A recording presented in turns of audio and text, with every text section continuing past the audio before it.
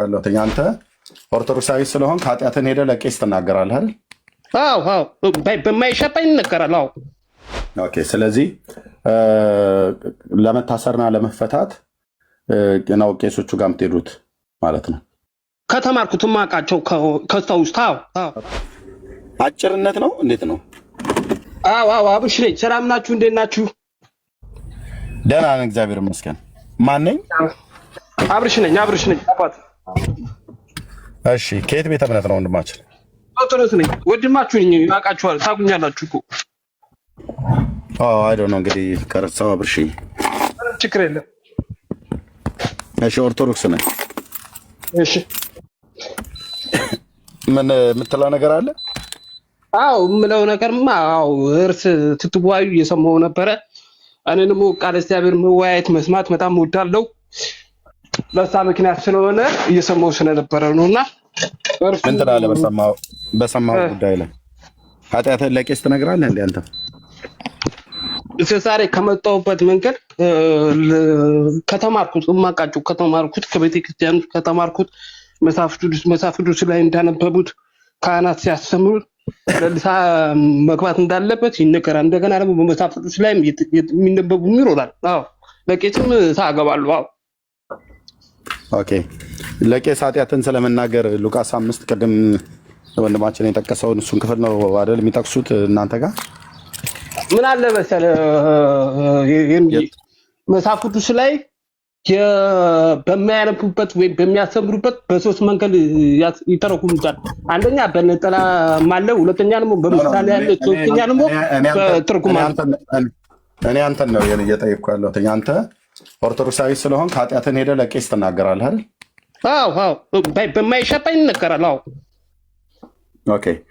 ኃጢአትን ሄደህ ለቄስ እንድትነግር ያደረገህ የመጽሐፍ ቅዱስ ክፍል የሉቃስ ወንጌል መጽሐፍ ምዕራፍ 5 ነው አይደል?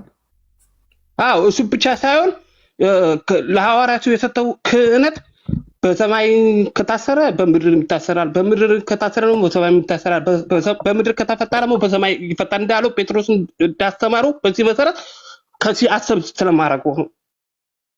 ኦኬ። ስለዚህ ለመታሰርና ለመፈታት ነው ቄሶቹ ጋር የምትሄዱት ማለት ነው። ከተማርኩት ማቃቸው ከስተውስታ ልክ ነው። እሺ። ስለዚህ እዛ ስትሄዱ ካህን ኃጢአታችሁን ልትናገሩ ነው አይደል? አዎ የሰራን በደል ኃጢአታችን ለካህናቱ እናስጣለን። አዎ ኦኬ። ይሄንን ደግሞ የምታደርጉት በሉቃስ ወንጌል መጽሐፍ በማቴዎስ 8 በሉቃስ 5:14 መሰረት ባለው ራስን ለካህን አሳይ ብሎ በሚለው ቃል መሰረት ነው አይደል? እሱ ብቻ ሳይሆን ሌሎቹም አሉ፣ የተጨማሪም አሉ። ሐዋርያት ይወጡ። እሺ ራስን ለካህን ማሳየት። እነዚህን ጥቅሶች አጠቅሷቸውም የጠቀስኩልን ሁለት ጥቅሶች አሁን ኤርሚ እንዳልከው ማለት ነው። በዚህ መሰረት አክሴፕት ስለምታረግ ተቀባይነት ስላለው በዚህ ተከትለን ነው የምናረከው ነው የምለቀብተዋል። ስለዚህ ክፍሉን በዚህ ቃል መሰረት ነው ሄዳችሁ የምታደርጉት እኮ ነው እያልኩ ያለው። በዚህ ቃልና በመሰል ጽሁፎች መሰረት ነው ሄዳችሁ ለራሳችሁን ኃጢአታችሁን ለቄስ የምትናገሩት አይደል? መጀመሪያ ራስህ ስትታለህ፣ ከዛ በኋላ ለካህን ትናሰሳለህ። የሰራው በደል ኃጢአት ትናስጣለህ፣ ትጾማለህ፣ ጸሎት ታደርጋለህ። ከታልሞ አልጠየኩም። የጠየቅኩህ እኔ ሄደህ ካህኑ ምን ነግሮ ወይስ ምን አድርግ ብሎ ካለ በኋላ የምታደርጉትን ዘርዝርልኝ አይደለም። በመጀመሪያ አሁን በጠቀስኳቸው በሁለቱ ክፍሎችና በመሰል ጽሁፎች መሰረት በዛ መሰረት ነው አይደል ሄዳችሁ ኃጢአታችሁን ለቄስ የምትናገሩት? አዎ ትክክል እንዳልከው ማለት ነው። ኦኬ። ክፍሉ ግን ኃጢአታችሁን ሄዳችሁ ለቄስ ተናገሩ ነው እንደሚለው ጽሁፉ እንደዛ ነው የሚለው አልኩ እኮ ኤርሚዬ። አሁን አንተ እንዳልከው ማለት ነው በትርጓሜው አገላለጽ በሶስት መንገድ ይነገራል አልኩ እኮ። አሁን አንተ ባልከው እኔ ትርጓሜው ላይ አይደለሁኝም። ጽሁፉ ይላሉ ወይ ነው ያልኩት። ጽሁፉ ይላሉ ወይ ማለት ትርጓሜው ይላሉ አይደለም። ጽሁፉ በመጀመሪያ ለጽሁፉ ቆይ አድምጠኝ። ለጽሁፉ ታማኝ ሁንና ከዛ ለትርጓሜው ደግሞ ትርጓሜውን በ3 በ4 በ5 በ6 መንገድ የሚተረጉሙበትን እሱን ታሳያለህ። ጽሁፉ ሄዳ ኃጢአትን ለቄስ ነገር ይላል ወይ? ይኸውልህ ኤርሚዬ ቃል በቃል እኮ ነው አንተ እያደረግህ ያለው። ቃል ነው የምትሉት። ቄሱ ጋር የምትሄደው ንስሐ አባት ጋር የምትሄድበት ምክንያት ኃጢአትን ለቄሱ ልትናገሩ ነው። እሺ ይሄ ለመከባባት ያን እኔ ረጅም ማውራት አልችልም። ትንሽ ነው ማውራት የምችለው ይቅርታ። እና አሁን ምን አለ መሰለህ ሉቃስ 5 ምዕራፍ 5 ቁጥር 14 ላይ ሂድና ለራስህ ለካህን አሳይ የሚለው ክርስቶስ ላደረከው ይሄ ነገር በክህነት በኩል በሐዋርያት በተቱት መንገድ ስላለ አክሰፕት እናደርገዋለን ነው በሚለው መንገድ ነው እንደዚህ አድርገን የምናስበው። ከበኋላ አባባሌ ክልክል ያደረገ ማለት ነው። አልገባኝም አባባልህን ሳይሆን እኔ ቅዱስ ቃሉ ጽሁፉ ቴክስቱ እንደዛ ይላል ወይ? ምን ይላል? ጌታ ራሱ ያን ሰውዬ ምንድን ያለው? ያንን ሰው ምንድን ያለው? ጌታ ቀጥታ ያለው ያው ከከተሞቹ በአንዲቱ ሳለ ለምጽ የነበረ ሰው ሰገደለት፣ ለመነውና ከዛ ንጻ አለው። ከዛ ምን አለው? እርሱም ለማንም እንዳይናገር አዘዘው።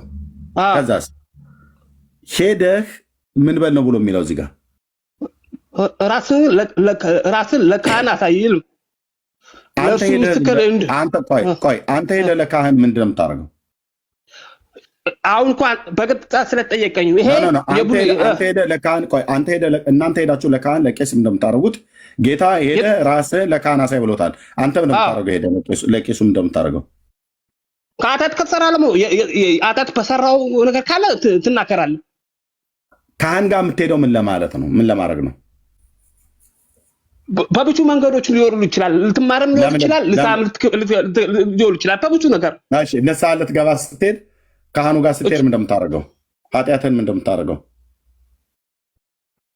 አውቆ በጥያቄ ስላመጣው ነው እንጂ ንስሐ ገብተህ የምታረከው ንስሐ ለመግባት ብቻ አይደለም። በማንኛውም ጊዜ አንተ ሄደህ ቄሱ ፊት ለምንድን ነው እየገባችሁ እንዳልገባችሁ የምትሆኑት?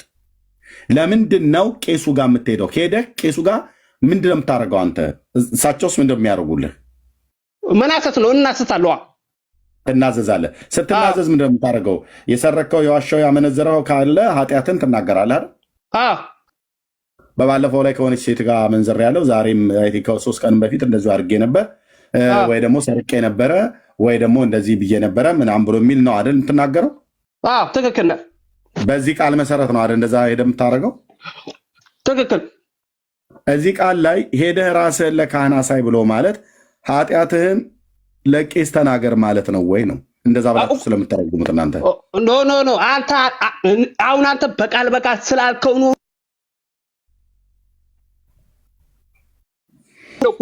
የግዴታ ነው ቃል በቃል መናገር እኮ ይገብዳል።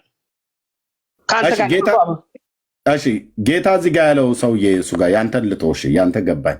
ሄደህ ለቄስ ጋር ሄደህ መምሬ ማዘንጊያ ጋር ሄደህ ኃጢአትን ትናገራለህ። እንደዚህ ወድቅ ያለው እንደዚህ ተርመጥምጭ ያለው እንደዚህ አድርግ ያለው እንደዚህ ወይ ተሳድብ ያለው ነገሩ እንደዛ ምን ብቻ የምትለውን ትላለህ ሄደህ ማለት ነው።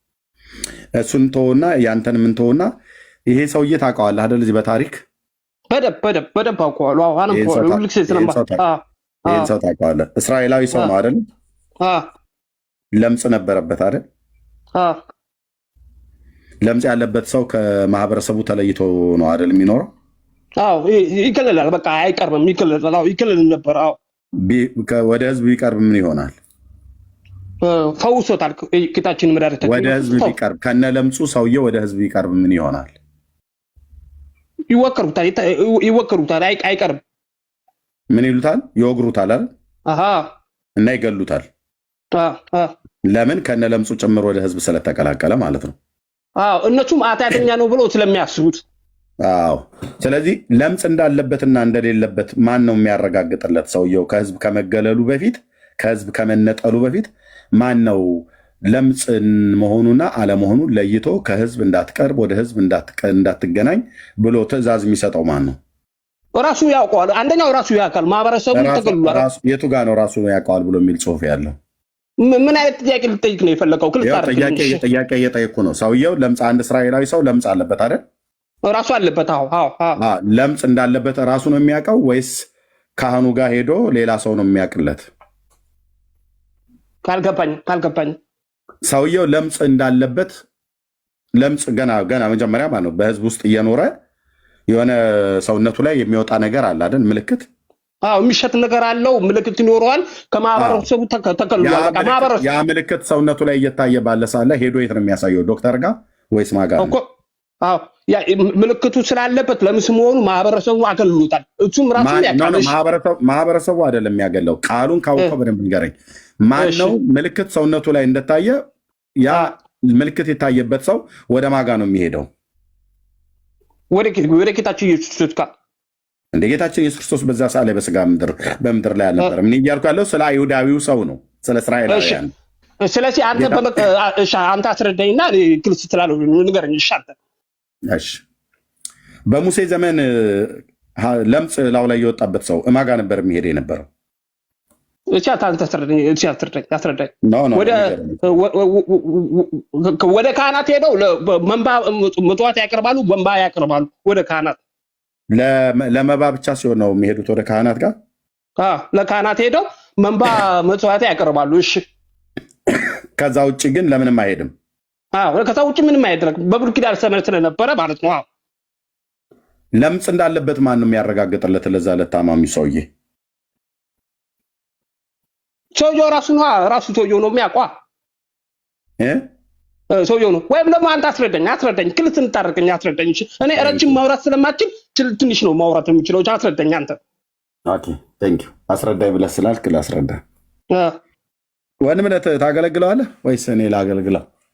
እንዳሊዝ ብርኬ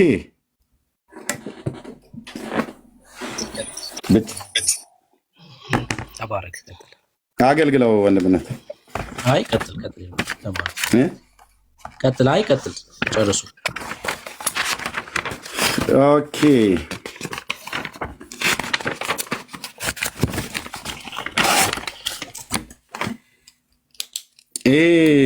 ጽሁፍ ይታያል እዚህ የምጽፈው ወንድማችን?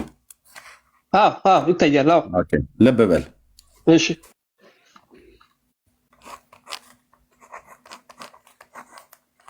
ኪዳኑ ቤት ነው ማለት ነው። በብሉይ ኪዳን ነው። በብሉይ ኪዳን ስለ መንጻት ሕግ የተጻፈ አለ።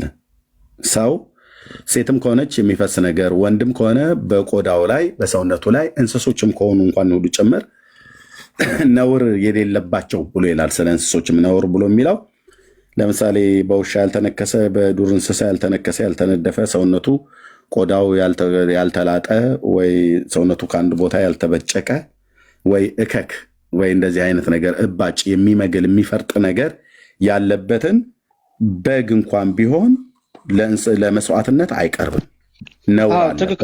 ነውር አለበት ይባላል። ነውር ሲቀርብ ነውር የሌለበት ነው የሚቀርበው፣ የሌለበት። እንደዚሁም ለሰውም ሲሆን ማለት ነው። ለሰውም ሲሆን ሴትም ትሁን ወንድ በሰውነታቸው ላይ ለምሳሌ እንደ እከክ፣ ቋቁቻ፣ ችፌ፣ የሚመግል የሚያዥ የሚፈስ ነገር ካለው ወይ ደግሞ ሴት ከሆነ እንደዚህ የወር ግዳጃቸውም ወይ ሌላ መሰል ነክ ነገር ፈሳሽ ያለ ለምሳሌ እንደነሱ አይነቶችም በፍጹም አይቀርቡም። ኦኬ። ስለዚህ አሁን በዚህ አሁን በማቴዎስ ወንጌል መጽሐፍ ምዕራፍ 8 እና በሉቃስ ወንጌል መጽሐፍ ምዕራፍ 5 ላይ ተመሳሳይ ታሪክ ነው። ስለ አንድ ለምጻም ሰው ነው። ይህ ለምጻም ሰው ለምጽ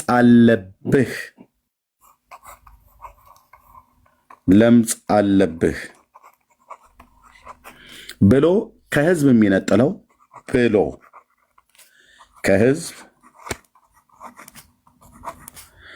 የሚነጥለው ወይ ደግሞ የሚለየው ማን ነው ማለት ነው? ካህን ነው። ካህን ብዬ ስላችሁ እነ መምሬ ተሰማን ትዝ እንዳይሉ ሌዋውያን ብዬ እዚህ ጋር ልጨምር። የጌታ ካህናት እነዚህ ናቸው፣ ሌዋውያን። ለእነሱ ብቻ ስለተፈቀደ ማለት ነው። ለእነዚህ ብቻ ስለተፈቀደ፣ ለእነ መምሬ እንቶኒ አልተፈቀደም። እሺ፣ እነዚህ ሌዋውያን ብዬ ያልኩትኝ አውቄ ነው። በብሉይ ኪዳን የነበረ ዘመን ስለሆነ ማለት ነው። ኦኬ። ስለዚህ ለእነሱ ነው የተፈቀደው ማለት ነው። ከነዚህ ውስጥ ሌዋውያን ካህኑ ያይና ሰውየው ላይ ለምሳሌ እንደ ቋቁቻ፣ እንደ እከክ ወይ በሰውነት ላይ የሚወጣ ሌሎች ተመሳሳይ የሚባሉ በሙሉ ቆሮቆር ምናምን ነገር ሁሉ ይባላል። ቆሮቆር ይሄ የሚያሳክክ ሰውነት ጭንቅላት ላይ ሁሉ የሚወጣ ምናምን ነገር ማለት ነው። እነዚህ ሁሉ ተጽፈዋል። በመጽሐፍ ቅዱስ ላይ ማለት ነው። ኦኬ እንደኒህና እንደዚህ አይነት መሰል የሆኑትን ከታየበት ሰውነቱ ላይ እየሰፋ የሚሄድ ከሆነ እየሰፋ የማይድን ከሆነ ማለት ነው። እየሰፋ የሚሄድ ከሆነ ወዴት ይሄዳል ይላል? ወደ ካህኑ ይሄዳል ማለት ነው። ትክክል። ካህኑ ሌዋዊው ካህን ያይለታል ለዛ ሰው ያይና አይ ይሄኛው እከክ ነው እከክ ስለሆነ ችግር የለውም ብሎ ይላል። አይቶ ማለት ነው። የሚያይበት ጊዜ አለ። ከፈለገ 7 ቀን ተቀመጥ ይለዋል፣ ያየዋል። ከጠፋ ካልሆነ ካልጠፋ ይሄ ነው ብሎ ይለዋል ማለት ነው። እሺ የጌታን ቃል ለምን በዚህ ጉዳይ ላይ የሚለውን ቀጥታ ለምን አናነብ? ዘሌዋውያን 14 ላይ ምን እንደሚሉ እና ጌታ ምን እንዳለ ያኔ ይገባናል ማለት ነው። ኦርቶዶክስ ደግሞ ህዝቡን እንዴት እንዳይገባ እንዳደረገችው እግዚአብሔርም ሙሴን እንዲህ ብሎ ተናገረው። በመንጻቱ ቀን የለምጻሙ ሕግ ይህ ይሆናል፣ ወደ ካህኑ ይወስዱታል። ወደ ካህኑ ይወስዱታል። ካህኑም ከሰፈር ወደ ውጭ ይወጣል። ካህኑም ከሰፈር ወደ ውጭ ይወጣል። ካህኑም ያያል።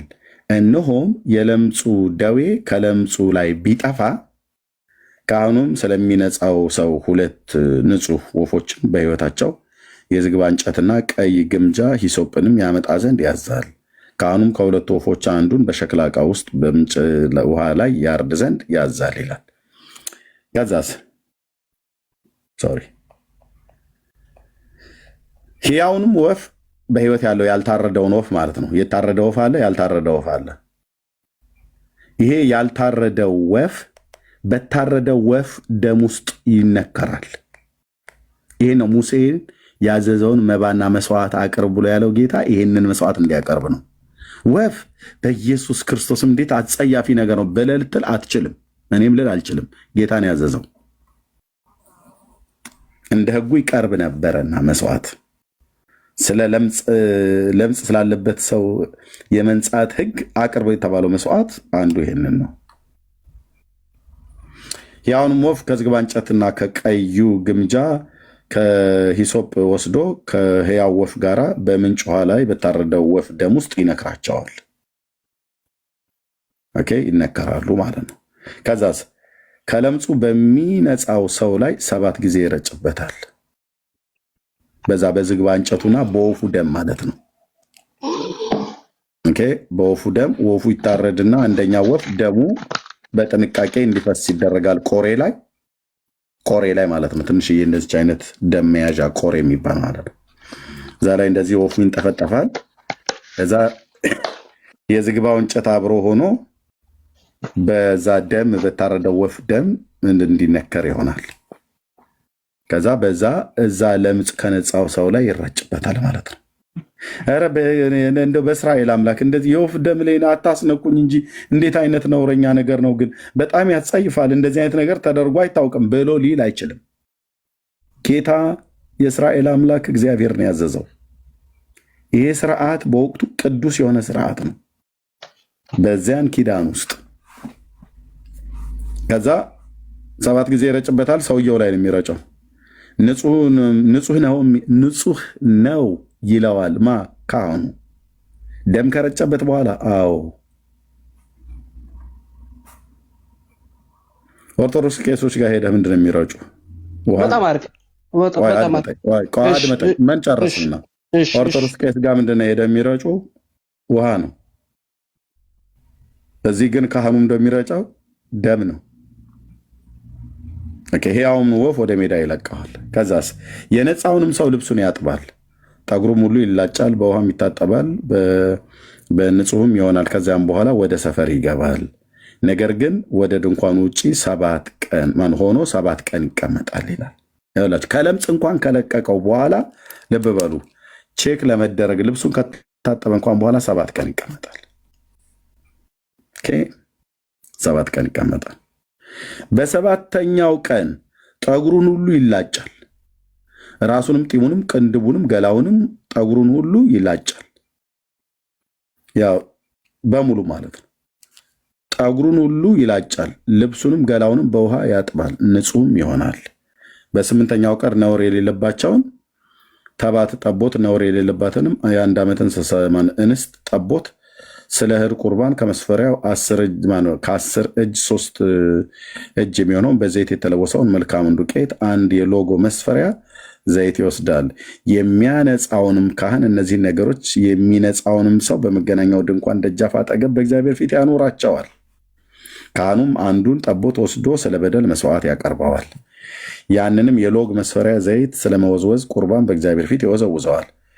የኃጢአትንም መስዋዕትና የሚቃጠለውን መስዋዕት በሚያርዱበት በተቀደሰ ስፍራ ጠቦቱን ያርደዋል። የኃጢአቱን መስዋዕት ለካህኑ እንደሚሆን እንዲሁ የበደል መስዋዕትን ሙሉ ቅዱስ ቅዱሳን ነው ካለ በኋላ ካህኑም ከበደል መስዋዕት ደም ወስዶ የሚነጻውን ሰው የቀኝ ጆሮ ጫፍ፣ የቀኝ እጁንም አውራ ጣት፣ የቀኝ እግሩንም አውራ ጣት ያስነካዋል። ካህኑም ከዘይቱ ከሎግ መስፈሪያ ወስዶ በግራ እጁ ውስጥ ያፈሰዋል። ካህኑም በግራ እጁ ውስጥ ባለው ዘይት ቀኝ ጣቱን ነክሮ ከዘይቱ በእግዚአብሔር ፊት 7 ጊዜ በጣቱ ይረጨዋል። ይኸውልህ ብራዘር ስታነበው ራሱ እንኳን ድክም ይልሃል። እንኳን ህይወት ላይ አፕላይ ሆኖ ኢየሱስ ከምን አይነት ጉድ እኮ እንደገላገለን። ኦኬ እና ልብ በሉ አሁን እዚህ ክፍል ላይ ክፍሉ በጣም ረጅም ነው። እዚህ ክፍል ላይ የተጻፈው ምንድን ነው ብሎ ለማለት ቢያንስ እንኳን አልኳችሁ ቢያንስ በትንሹ ታያችኋል። አላለቀም እኮ ዘሌዋውያን 14 57 ቁጥር አለው። ለዚህ ቅድም ያልኩ ስለነ እባጭ፣ ስለነ ብጉር፣ ስለነ ቋቁቻ፣ ስለ ቆሮቆር ምናምን ነገር ሁሉ በሙሉ ክፍሉ ራሱ 57ቱን ቁጥር ስታነበው ድክም ነው የሚልህ ጌታ መንፈስ ቅዱስ ካልረዳ በስተቀር እንኳን ልተረጉመው ቀርቶ አይደለም ቃሉን እንኳን በቃልነት ደረጃ ያነበብከውን ቃል ደጋግሞ ያስነብብሃል። የአምላክ ቃል ነው፣ የጌታ ቃል ነው፣ ጌታ ያዘዘው ስርዓት ነው። ልክ ነው። በዛን ዘመን አሁን ይሄ የአገልግሎት ስርዓት ቀርቷል፣ የለም። አዲስ ኪዳን ላይ አንዱ ብሉይ ኪዳን ተሽሯል ተብሎ ሲባል መጽሐፉን የሚመስላቸው ሰዎች አሉ። ኖ ይሄ የመንጻት ሕግ የሚባል በቤተ መቅደስ ውስጥ የነበረ አገልግሎትና የአገልግሎቱ ስርዓት ነው የተሻረው። ለምሳሌ አገልግሎቱም የአገልግሎቱም ስርዓት ነው የተሻረው። ክህነት ተሽሯል። ቤተ መቅደስ ተሽሯል። የእንስሶች፣ የኮርሞች፣ የፍየሎች፣ የጥጆች ደም ማቅረብ ተሽሯል። መሰዊያ ምናምን ብለህ የምትለው ተሽሯል። የመታጠብ የመነጻጻት ብሎ የሚል ተሽሯል። የለም፣ ራሱ ነው ጌታ ያደረገው። ስለዚህ በዚህ ክፍል ላይ ለምጽ ያለበትን ሰው እንደዚህ እንደ ቋቁቻ፣ እከክና ቆረቆር ምናምን ነገር እባጭ ምናምን ነገር ብሎ የሚለውን ካህኑ ያይና ይሄ ካህን ያይለትና ለዛ ሰውዬ ለምጽ ነው ይለዋል። ከዛስ ለምጽ ከሆነ 7 ቀን ዘግቶ ካየው በኋላ ከዛ ከሰው ጋር እንዳትገናኝ ብሎ ለለምጻሞች ተብሎ የተዘጋጀ ቦታ አለ፣ ወደዛ እንዲሄድ ይደረጋል። ድንገት ይሄ ለምጻም ሰው በዛ ባለበት ቦታ ላይ እንደ ጌታ ኢየሱስ አሁን አግኝቶ እንደፈወሰው አይነት ማለት ነው። ባይዘው በዛ ባለበት ከከተማዎች ባንዱ ማለት ነው እየሄደ እያለ መንገድ ላይ እንኳን ራሱ እነዛ ለምጻም ሰዎች ሲሄዱ በርቀት ሰዎችን ካዩ ሊገናኟቸው ከሆነ እኛ ለምጻም ነን እያሉ እየጮሁ ነው የሚለው። እኔ እርኩስ ነኝ፣ ለምጽ አለብኝ፣ እንዳትቀርበኝ፣ እንዳትጠጉኝ እያሉ ነው የሚሮጡት። ከከተማ ውጭ ነው የሚኖሩት። ለራሳቸው ተብሎ የተወሰነላቸው ስፍራ አለ። ምግብ የሚበሉትን የሚጠጡትን ነገር በሙሉ ዘመዶቻቸው እዛ ነው የሚያመጡላቸውና የሚያቀርቡላቸው። ከተማ ሄጄ ማኪያቶ ጠጥቼ ልምጣ ብሎ የሚባል ነገር የለም። እናቴ ናፈቀችኝ ሄጄ አንድ አፍታ ዝም ብዬ ምናምን ነገር የለም። ከተያዩም በርቀት ነው የሚተያዩት። አለ ዲስታንስ አለ፣ የሚገናኙበት ርቀት ማለት ነው። አይችሉም። መብላቸውን ምግባቸውን እንኳን ራሱ ሲያቀርቡላቸው እነሱ የበሉበትን ዕቃ ማንም ሰው አይነካው፣ ስለሚረክስ ማለት ነው። ማንም ሰው አይነካው። ስለዚህ ድንገት አሁን ጌታ ኢየሱስ ክርስቶስ እንዳገኘው ተፈወሰ። ይሄ ሰውዬ ይሄ ለምጽ ተፈወሰ። በጌታችን ተፈወሰ።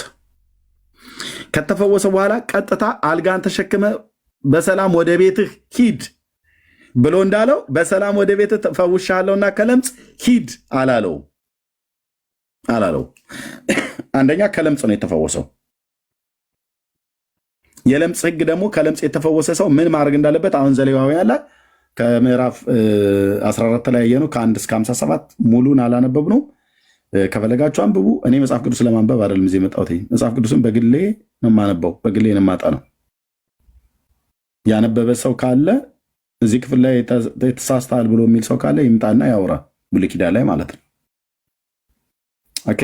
እና ይሄ ሰው ለምጹ ከተፈወሰ በኋላ ጌታ ኢየሱስ ፈዋሹ ማን ነው? ጌታ ነው። ይሄኛው ለምጽ ያለበት ሰው ማለት ነው። ኦኬ። ጌታ አገኘው፣ ፈወሰው። ከፈወሰው በኋላ ጌታ ምን አለው? ወደ ካህኑ ሂድ። አየው።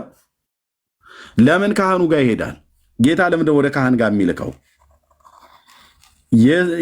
የካህናቱ ስልጣን ከሱ ስልጣን ስለሚያንስ ነው? አይደለም። እሱ ካህን ስላልሆነ እነሱ ካህናት ስለሆኑ እነሱ ናቸው ኃጢአትን ይቅር የሚሉት ብሎ እንደሚል እንደ ኦርቶዶክስ እንደዛ ነው? አይደለም። ለምንድን ነው ወደ ካህን ሂድ ብሎ ያለው?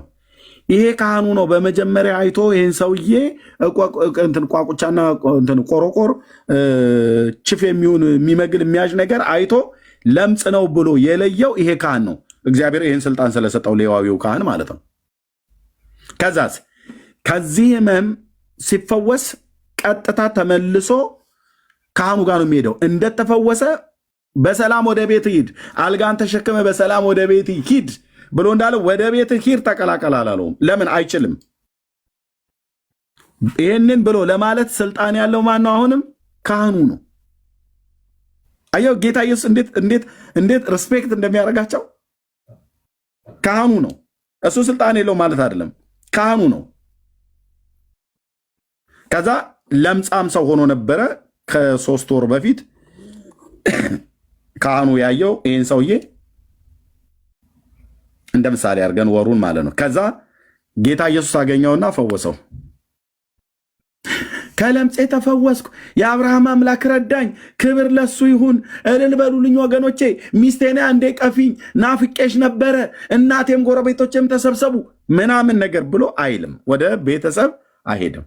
ይሄ ሰውዬ ወደ ቤተሰቡ አይሄድም፣ አይገባም። እንደተፈወሰ ወደ ቤተሰብ አይሄድም። ልብ በሉ። ለምን 3 ወር ያልኩት 3 ዓመት 4 ዓመት ምናምን ነገር ብዬ ልበለው እንጂ 3 ዓመት ሙሉ ሚስት ብትኖረው ከሚስቱ ተለይቷል፣ ቤተሰብ ተለይቷል፣ ልጆች ቢኖሩ ተለይቷል። ባባ እያሉ ያቅፉት የነበሩ ልጆች አሁን ማቀፍ አይችሉም። ሚስት ናፈቀኝ መተኛት ብላ ብትል በፍጹም አትችልም፣ ክልክል ነው። ትገደላለች። እሱም ራሱ ሄዶ ቢገባ ይገደላል ቤተሰቡ ጋር። ካህኑ ቀጭን ትእዛዝ ነው የሚሰጠው። እዚህ የታየው አንተ ላይ ቋቁቻ አይደለም፣ እከክ አይደለም፣ ምን አይደለም፣ ለምጽ ነው። ስለዚህ ከሰው ጋር እንዳትቀርብ ለምጽ ሆኗል። እንግዲህ የአባቶቻችን የአብርሃም የይስሐቅ የያዕቆብ አምላክ ናግባ፣ ቶሜር ናግባ፣ ሜዳው ገደል የሆንብህ ናግባ። ለምን ተዋሻለህ አልከኝ አይደል? ናግባ ቶሜር ናግባ። እንኳን አንተ አይደለም ራባይ አይገባም እዚህ ያልኩ ከኔ ጋር ለማውራት። እውነቴን ነው የምልህ። ያ ጉራችሁ ዝም ብለው ወሬ ለማውራት ካልሆነ በስተቀር ቶሜር ከገባ ናግባ። ያው ኢንቫይት አድርጌያለሁ፣ ናግባ።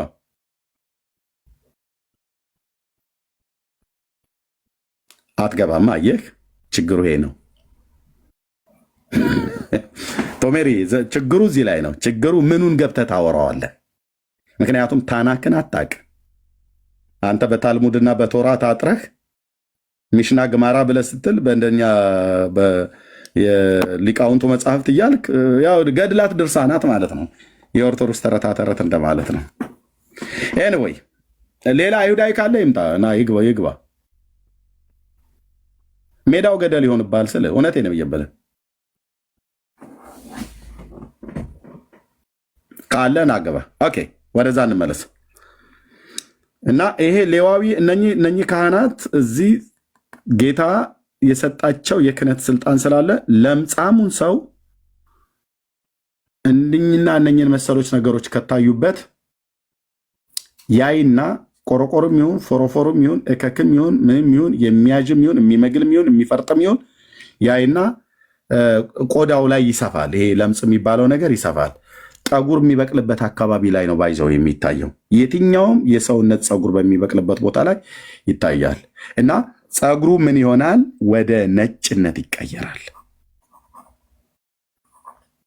ነጭ እየሆነ ይመጣል። ነጭ መሆን ብቻ ሳይሆን እየሰፋም ይሄዳል። ቆዳው ላይ ትንሽ እየዚጋ ጀምሮት ከሆነ እየሰፋ እያደገ ለዚህ ምናምን ነገር ይሄዳልና ካህኑ ያይና ለምጽ ነው ይላል። ለምጽ የሚሆነ እንደተፈወሰ ወደ ቤቱ አይገባም። ጌታ ኢየሱስ ክርስቶስ የሚያደርገው ይህንን ነው። ባይዘው ታውቃላችሁ፣ በዚያን ዘመን የነበረ ማህበረሰብ ይህንን አልካዱትም። የአሁኖቹም እንኳን አልካዱትም። ኢየሱስ ጌታችን በእጆቹ የሚያስደንቁ ዓለም ከተፈጠረ ዘመን ጀምሮ ተደርጎ የማይታወቅ ታምራት በእጆቹ ተደርገዋል። አይክዱትም። ይህንን የአሁኖቹ እንኳን አይክዱትም። ምክንያቱም ተነግሯቸዋል።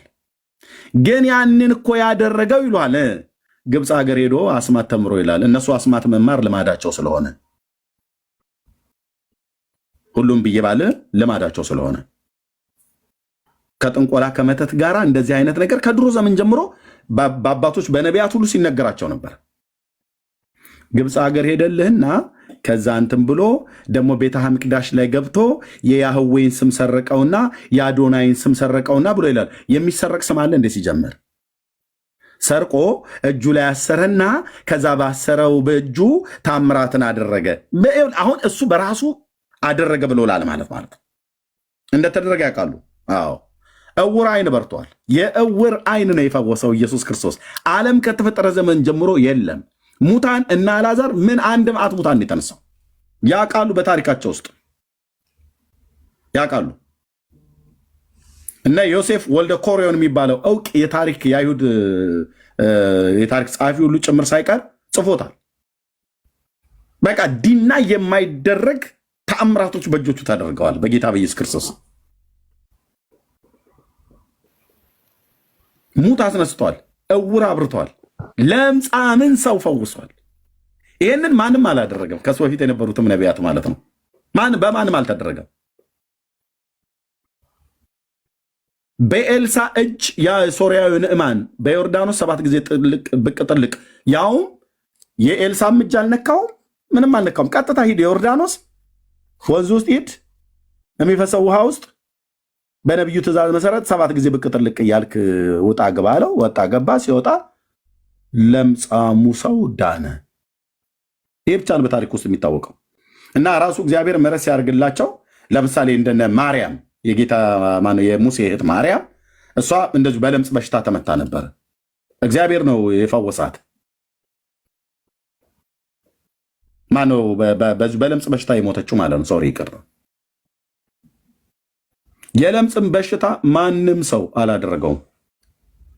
ጌታችን ኢየሱስ ክርስቶስ አይሁዳዊው ፈወሰው። ማን የጻፈው? ይሄንን አይሁዳዊው ማቴዎስ ነው የጻፈው። ልብ በሉ።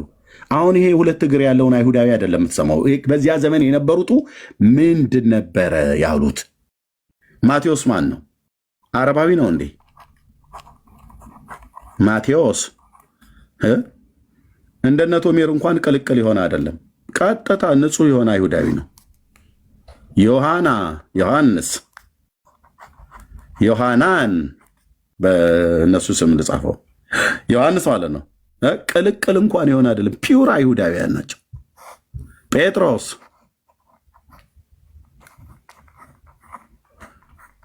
12ቱ አባቶች ማለት ነው። ጂውሽ አይሁዳውያን ናቸው። እነዚህ የማ ተከታይ ነበሩ? የጌታ የኢየሱስ ክርስቶስ። ይህ ሰው ታዋቂ ቀረጥ ቀራጭ ነበር። ለሮማውያን ቀራጭ ነበር። ሌዊ ይባላል። ቀረጥ ቀራጭ ነበር ለሮማውያን። ግብር ሰብሳቢ ማለት ነው። ትልቅ ኦቶሪቲ ነው ብራዘር። ለዚህ እንደምትርቀው አልነበረም። እንደነ ዘኪዮስ አይነት ማለት ዘኪዮስ የተባለው ያጭሩ ሰው እንደ ቁመቱ ማጠር እንዳይመስል በጣም ቱጃር የሆነ ሀብታም የሆነ ሰው ነው ዘኪዮስ። ቀረጥ ቀራጮች ነበሩ፣ የተማሩ ሰዎች ናቸው ባይዘው። እነዚህና ወንድሞቻቸው የጴጥሮስ ወንድም እንድርያስ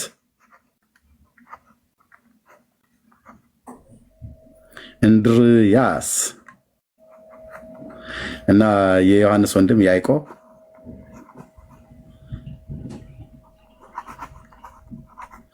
እነዚህ ፊሸርማን ነበሩ፣ አሳ አጥማጅ ማለት ነው። ኦኬ ይሄውን ሁሉ ታምር በእጆቹ ሲደረግ ያዩ አይሁዳውያን አባቶች ናቸው። እየሰማኝ ነው ብራዘርዬ? ተው እቻን ሽንሽን ቀሚስ የለበሰች ከሰሜን ጎንደር ከቋራ ኢየሩሳሌም የገባቸውን ሴትዮ አይደለም መጀመሪያ የምንሰማው። ከራሽያ ወደ ቴልአቪቭ የገባውን ሰውዬ አይደለም የምንሰማው በመጀመሪያ እነዚህን አባቶች ነው። እነዚህ አባቶች የዓይን ምስክሮች ናቸው። ነበሩ፣ ከጌታ ጋር ነበሩ። አይተዋል። ያዩትን የጻፉት ያዩትን ምን አሉ? ጻፉ። ኦኬ ከዚሁ ከእስራኤል ሕዝብ ውስጥ የወጡ አባቶች ናቸው። ያዩትን ጻፉ ማለት ነው። ስለዚህ ልመለስ፣ ይሄን ጨርስ። ለምጻሙ ሰውን ለምጽ እንዳለበት ካህኑ ያይና ከሕዝብ ይለየዋል። ይሄ ለምጻሙ ሰውዬ በተከለለለት ቦታ ላይ ከሕዝብ ሳይገናኝ ይኖራል። ከቦታ ቦታ እየተንቀሳቀሰ ሲንቀሳቀስም በጥንቃቄ ነው የሚሄደው። ከከተማዎቹ በአንዲቱ ሳለ ነው ጌታ ኢየሱስ ክርስቶስ ይህን ለምጻሙ ሰው አገኘው፣ ሰገደለትና ልትፈውሰኝ ትችላለህ ብሎ ብትወድ ልታነጻኝ ትችላለህ ብሎ ሲለው እወዳለሁ ብሎ እጁን ጫነበት ይላል። ኢየሱስ እጁን ጫነበት ማለት ምን ማለት ነው ታውቃለህ? እንደ ሙሴ ሕግ ለምጽ ያለበትን ሰው ማንም ሰው እጁን መጫን አይደለም እጁን መጨበጥ፣ ምንም ሰውነቱን መንካት አትችልም። ታዲያ ማን ነው ይሄ የ33 ዓመት ወጣት እንደዚህ የዓለም ሁሉ መነጋገሪያ እየሆነ በዚያ ዘመን ለነበረው አይሁድ አሁንም ላሉት አይሁድ በዚያ በፊትም ከአይሁድ ማህበረሰብ ውጭ ለነበረው ማህበረሰብ አሁንም በዓለም ዙሪያ ላለ ማህበረሰብ ማን ነው እየጠየቀ ነው። ሚዲያ ሁሉ ሆነ አልጀዚራ በል ምናምን ነገር ማን ነው ብሎ ይጠይቃል። ማንን? የሺዋን ማለት ነው፣ ጌታዬን ማለት ነው። ማን ነው? እነ ጴጥሮስ እንኳን ራሱ እንኳን ብለውታል እኮ ጠርቷቸው እንኳን ራሱ በገሊላ ባህር ላይ ሲሻገሩ ወደ ጌንሴሬጥ ማለት ነው፣ ወደ ጌርጌሴኖ ወደ መቃብሩ ስፍራ ሲሻገሩ ከቅፍርናሆም ነው የተነሱት እና ምን አለው ይላል ምን አሉ ይላል። በባህሩ ላይ ማዕበልና ወጀብ መጣ። ህዝብ ያየው ያረጋገጠው በገሊላ ባህር ዙሪያ የነበሩ 10 በሚያሉ ከተሞች የተሰበከ እያንዳንዱ የሚያውቀው እውነት ነው። እና ንፋስ መጣባቸው ባህሩ ላይ ሊሰምጡ ነበር። ጮሁ፣ ጌታ ሆይ ብለውት ማለት ነው። ጌታ ሆይ ያሉት እነማን ናቸው? እነዚህ ናቸው። እነዚህ ደግሞ ፍልስጤማውያን እንዳይመስሉ። ይሄ ከሳውዲ አረቢያ፣ ይሄ ከፍልስጤም፣ ይሄ ከሶሪያና ከጆርዳን ሾልኮ የገባ ሾላካ ሰው እንዳይመስል እዛ ያሉት ፒውር አይሁዳውያን አባቶች ናቸው። እዛው ጀልባው ላይ ነበሩ። ጌታ ሆይ አሉት። ስንጠፋ ይገድም ምን ብለው ጮሁ ይላል። ተነሳና ማዕበሉና ወጀቡን ገሰጸው እና ጸጥም አለ ይላል። ከዛ ወዲያውኑ ምን አሉ? ይህ ማዕበልና ወጀብ የሚታዘለት እርሱ ማን ነው? እርሱ ማን ነው? ማን? እስካሁን ድረስ አይደለም የዚች ፕላኔት እጣ ፈንታ እስኪዘጋ ድረስ ዓለም ሁሉ ለአይሁዳዊው ኢየሱስ ክርስቶስ በአናቱ ይደፋለታል አልኩ። አይሁድ በለው፣ ግሪክ በለው፣ ባሪያ በለው፣ ጨዋ በለው፣ የተማረ በል፣ ያልተማረ በል፣ ለምን በለኝ፣ እሱ ማለት የዳዊት ልጅ ነውና እሱ የዳዊት ልጅ ስለሆነ በዳዊት ዙፋን ላይ አለቅነቱ ስለሚበዛ በመንግስቱ ላይ ስለሚነግስ ኪሚጽዮን የሚባለው ዘመን ይመጣል። ኢሳይያስ መጽሐፍ ምዕራፍ 2 ላይ ያለው ማለት ኪሚጽዮን ብሎ የሚለው ቃል ይመጣል ያኔ ማለት ነው።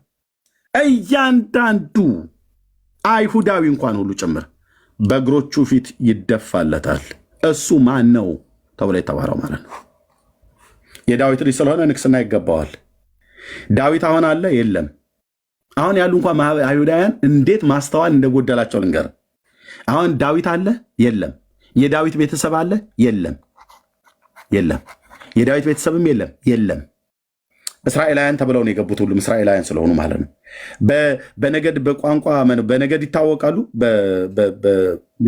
የሮቤል፣ የዮሴፍ፣ የብንያም፣ የንፍታሌም፣ የዛብሎን፣ ይሁዳ ብሎ ይታወቃሉ? አይታወቁም።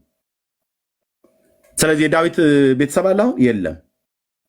የዳዊት መንደርስ እስራኤላውያኖቹ ናቸው ያዙት? የለም። ማን የያዘው? ፍልስጤማውያን፣ አረብ። እዛ ቦታ ላይ ፍልስጤማውያኑ ጋር የዳዊት ቤተሰብ ያለበት ቤተልሔም ኤፍራታ ቤድ አናቱን ብሎ አይሁዳዊውን ሰውዬ አረቡ ይገለዋል። እርስ በርስ ይገዳደላሉ። እዛ ድርሻ አይልም። አንድ እስራኤላዊ እዛ አይደርስም ከወታደር በስተቀር ማለት ነው፣ ጸጥታ ከሚያስከብሩት በቀር። ቶሜር እስኪ አሁን ብቻውን ሂድ። አይ ቲንክ ራሰ በራ እንደሆነ አይቼዋለሁ። ግንባሩን ብሎ አንድ ፍልስጤማዊ በድንጋይ ሊገለው ይችላል ቶሜርን። የዳዊት የአባቴ መንደር ነው ብሎ አይሄድም እዛ። ቶሜር ሂድና እስኪ ላይቭ ላይ ያሳየን። አንተ አይሁዳዊ አይደለህ? ሂድና አሳየን እስኪ። መላጣህን በድንጋይ ገምስልሃል ነው ብዬ የምልህ። ያ ፍልስጤማዊ እንዴ አንተ እኮ ነበርክ ለዳዊት የምትቀርበው በስጋ ዘመድ። ፍልስጤማውያኑ ጋርም ቦታውን ይዘውታል። አይ ይሄ የአባቴ የዳዊት መንደር ነው ብለህ ብትል አትችልም። የምችል ከሆነ በነገ ሲነጋ ሂድና ላይቭ እስኪ ከዛ ቀረጽልን። ዳዊት በጎች ሲጠብቅበት የነበረው የናባባ እሴይን መንደር ቤተልሔም ኤፍራታን አሳየን። ላይቭ ቀጥታ እንኮምኩም። እኛም ፈንዲሻና ቡና ይዘን እንጠብቀሃለን። ሬሳ ተጭኖ ሊመጣ ይችላል፣ ሊገሉ ይችላሉ ነው ብዬ የምልህ። ለምን ቦታው የተያዘው በእናንተ ሳይሆን በአረቦቹ ነው የተያዘው። ስለዚህ የዳዊት መንደር አሁን የለም ማለት ነው። ቦታው አለ፣ ግን የያዙት እስራኤላውያን ሳይሆን አረቦች ናቸው። የዳዊትስ ቤተሰብ ይታወቃል። ማን ከማጀምሩ የቱ ጋር? ኦልሞስት 2000 ዓመት የዘር ሐረጋቸው ቁጥሩ አይታወቅም። ቶሜር ተሰማ አየለ ቦጋለ ምናምን ነገር ብለህ ሄደህ ዳዊት ዘርጋ አታደርሰውም። ለምን? የዘመኑን ርቀት የለኛ 2000 ዓመት እንኳን በዚህ 2000 ዓመት ውስጥ የዘር ሐረግህን ወስደህ ከዳዊት ጋር ከነገደ ይሁዳ ልታገናኘው ቀርቶ አይደለም። በ70 ዓመት የባቢሎን ምርኮ እንኳን ዘመን በእዝራ መጽሐፍ ምዕራፍ 2 እና 3 ላይ ስታነቡ ከእዝራ መጽሐፍ ምዕራፍ 1 በዛ 70 ዓመት እንኳን ቆይታ ውስጥ በቆዩበት ሰዓት ላይ ካህናት የሆኑ ተፈለጉና የዘር ሐረጋቸው ውስጥ የካህናት ስም ዝርዝር ሐረግ ውስጥ ጠፉ። ሌዋውያን ካህናት ነው ብለው ያሉ።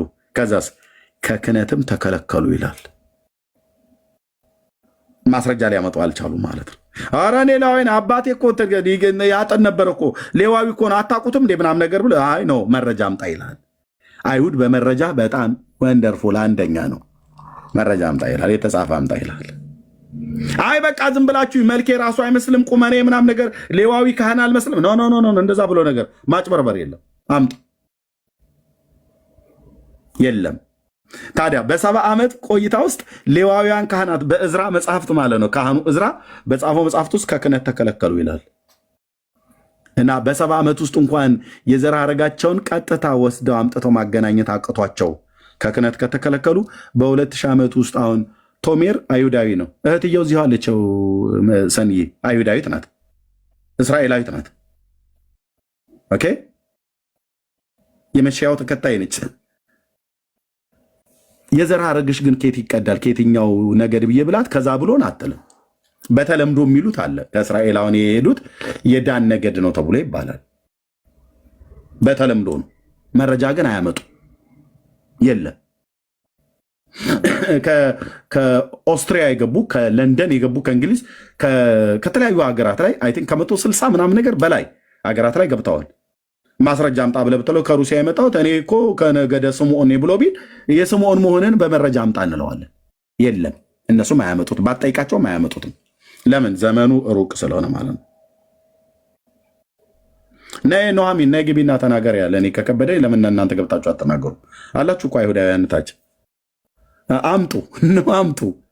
አምጡ እንጠይቃችሁ። በመጽሐፉ መሰረት ማስረጃ አምጡ። የለም አይሁዳውያን ናችሁ፣ ምንም ጥርጥር የለውም። ከተበተኑበት ሀገር ሁሉ እግዚአብሔር ተሰበስባለሁ ብሏል። አዎ ምንም ጥርጥር የለውም። ሰብስቧችኋል። ምሕረተ ብዙ ጌታ ኢየሱስ ክርስቶስ እንደሰበሰባችሁ እንኳን ራሱ ብታውቁ ኖሮ ምን እንደምትሉ ባሰባችሁ ነበር። እናንተ አታውቁትም፣ እሱ ያውቃችኋል። እናንተ አትወዱትም፣ እሱ ይወዳችኋል። ክፏችሁን ማየት አይፈልግም። ኦኬ። ስለዚህ የለም ማለት ነው። እነዚህ አባቶች እውነተኛ ምስክሮች ናቸው እና ለምጹን ሲፈውስ አይተዋል። የጻፉትም እነሱ ናቸው። ኦኬ። ለምጻሙ ሰውዬ ካህኑ ይፈውሰዋል። ማነው? ለምጻሙ ሰውዬ ካህኑ ያየዋል፣ ለምጻም መሆኑን ይነግረዋል። ጌታ ኢየሱስ ክርስቶስ አገኘው፣ ፈወሰው። ከፈወሰው በኋላ ጌታ ኢየሱስ እንዳለው ወደ ካህኑ ላከው። ለምን? ትናንት ለምጽ እንዳለበት አይቶ ያረጋገጠው ይሄ ካህን ነው፣ ሌዋዊ ካህን። አሁንም ለምጽ እንደሌለበት አረጋግጦ ወደ ቤተሰቡ ከመግባቱ በፊት እንደ ሙሴ ሕግ መስዋዕት ማቅረብ አለበት። የሚቀርብ ነገር አለ ማለት ነው። እንደምን እንደ ሙሴ ሕግ ማለት ነው። ቶራ ላይ ቅድም ያየነው ዘጸአት መጽሐፍ ዘሌዋውያን 14 ላይ እንደ ሙሴ ሕግ መስዋዕትና መባን ያቀርባል። ይህንን የሚያደርገው ወደ ካህኑ ጋር ሄድና ኢየሱስ ጌታዬ ከፈወሰው በኋላ ወደ ካህኑ ጋር ሄድ አለው። ሲሄድ ይሄ ካህን ምን ይላል? ይሄን ለምጻሙን ሰውዬ ትናንትና ለምጻነ ብሎ አባሮት ነበር፣ ከህዝብ ለይቶት ነበር። አሁን ተፈውሶ ይመጣል። ሲፈወስ ማነ ይታወቃል። ደግሞ ስም ዝርዝራቸው ሁሉ ስለሚያዝ ማን ነው ማነ እንኳን ብሎ ማለት አይጠብቅም። ምንድን የሆነው ምንድን የተከናወነው ብሎ ይላል። ተፈወስኩ። ማን የፈወሰህ? እግዚአብሔር ብቻ ለምጽን በሽታ እንደሚፈወስ ነው የሚያውቁት። ማን የፈወሰህ? እንዴት ሆነ? ተኝተህ ጠዋት ስትነቃ ነው እላህ ላይ የተራገፈው? ወይስ በቁምህ እያለህ ነው እያየኸው ነው? ወይስ ምንድነው? ንገረኝ እስኪ ልጄ ብሎ ካህኑ ይሄን ለምጻም የነበረውን ሰው ኢየሱስ የፈወሰውን ሰው ይጠይቀዋል። ከዛ ይሄኛው ሰው ለካህኑ እያንዳንዱን ነገር ይናገራል። አይ ኢየሱስ የሚባለው ሰው ከገሊላ ናዝሬት ወጣ የተባለው እሱ አገኘሁት መንገድ ላይ ወድቄ ብትወድስ ልታነጻኝ ትችላለህ ወይ ብዬ ስለው እወዳለሁ ንጻ ብሎ በእጁ መጥቶ ዳሰሰኝ። በእጁ አዎ፣ ለካህኑ ነው እንደዚህ የሚነገረው። ልብ በል። አንድ አይሁዳዊ፣ ኢየሱስ አይሁዳዊ ሰው አይደል? አዎ። እና እንዴት ለምጽ ያለበትን ሰው ይነካል? ለካህኑ ጥያቄ ይሆንበታል። ደግሞ እንዴትስ ለምጽ ያለበትን ሰው በእጁ ነክቶት እንዴትስ ፈወሰው? ማለት እዚህ ሰውዬ ላይ ያለ የለምጽ ሕግ የለምጽ በሽታ ወደሱ ወደ ጌታ አልፎ በሕጉ በተጻፈው መሰረት እርኩስ ነው መሆን የነበረበት። እርኩስ ማንም አይሁዳዊ ሰው ለምጽ ያለበትን ሰው ከነካ እርኩስ ነው የሚሆነው። እንደሱ ሰው እርኩስ ነው የሚሆነው። ልብ በሉ። እዚህ ጋር አይሁዳዊ ወጣት ሰው ይታያል። ሰው ብቻ ግን አይደለም። አይኖች የተከፈተለት ብቻ ነው አምላክም ጭምር መሆኑን የሚያየው። ኢየሱስ ሰው ብቻ አይደለም። ታዲያ ምንድን ነው? አምላክም ነው። አምላክ ሰው ነው። እና እንዴት እጁን ጭኖ አንድ አይሁዳዊ ሰው፣ እነሱ በሰውነት ብቻ ስለሚያውቁት አንድ አይሁዳዊ ሰው ለምጽ በሽታ ያለበትን ሰው በማይነካ በእጁ ነክቶ ሕጉን ተላልፎ ነክቶ እንዴት የዚህ ሰው ለምጽ ወደሱ ሊዞር ሲገባ እንዴት ይፈውሰዋል? ጥያቄ ማን ላይ ይገባል ማለት ነው? እነ ሊቀ ማነው እነ ካህኑ ላይ ማለት ነው። ጥልቅ ጥያቄ።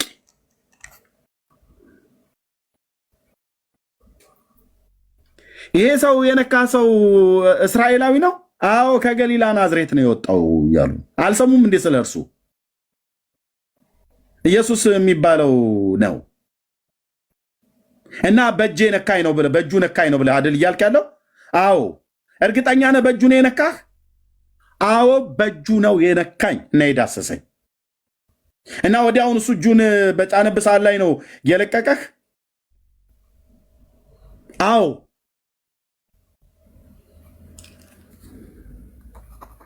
ካህኑ አሁን ጭንቅላቱ እስኪበጠበጥ ድረስ ትልቅ ጥያቄ። ለምን ኢየሱስ የሚባል አንድ የ33 ዓመት ወጣት የ30 ዓመት ወጣት በእድሜ ለአገልግሎት የወጣበት ዘመን ማለት ነው። እንዴት በእጁ ለምጻምን ሰው ነክቶ እንዴት ይፈውሳል? እነሱ አምላክ መሆኑን አያውቁትም። እኛን አምላክ መሆኑን ስላወቅን እኮ ነው። አሜን ሃሌሉያ። ምንለው። እነሱ ግን እንዴት ሰውን ነክቶት እንዴት ይፈውሳ ነው ለእነሱ። ኢየሱስ ሰውነቱ ብቻ ነው የሚታያቸው፣ አምላክነቱ አይታያቸውም።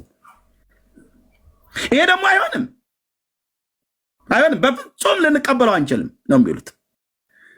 ይሄ ሌዋዊ ካህን ጭንቅላቱ ነው የሚበጠበጠው አልኩ። ምክንያቱስ ይሄ ሰውዬ መጥቶ ነካኝ ብሎ እያለ ያለው ሰው የ30 ዓመት ወጣት አይሁዳዊ ነው፣ ስሙ ኢየሱስ የሚባል አምላክነቱ የማይታያቸው ሰውነቱ ብቻ ይታያቸው። እና ታዲያ ይሄ ሰው እንዴት ለምጻምን ሰው በእጁ ነክቶ ለምጹ ከዚህ ሰው ወደ እሱ ላይ ሊተላለፍ ሲገባ እንዴት ፈውስ ሆነለት? ማን ላይ ነው ጥያቄ የሚሆነው? እነንቶኔ ላይ ማለት ነው። ከዛ ምን አለው ጌታ? ምስክርም እንዲሆንባቸው አለው። ማለት ምስክር ማለት አላየንም አልሰማንም እንዳይሉ።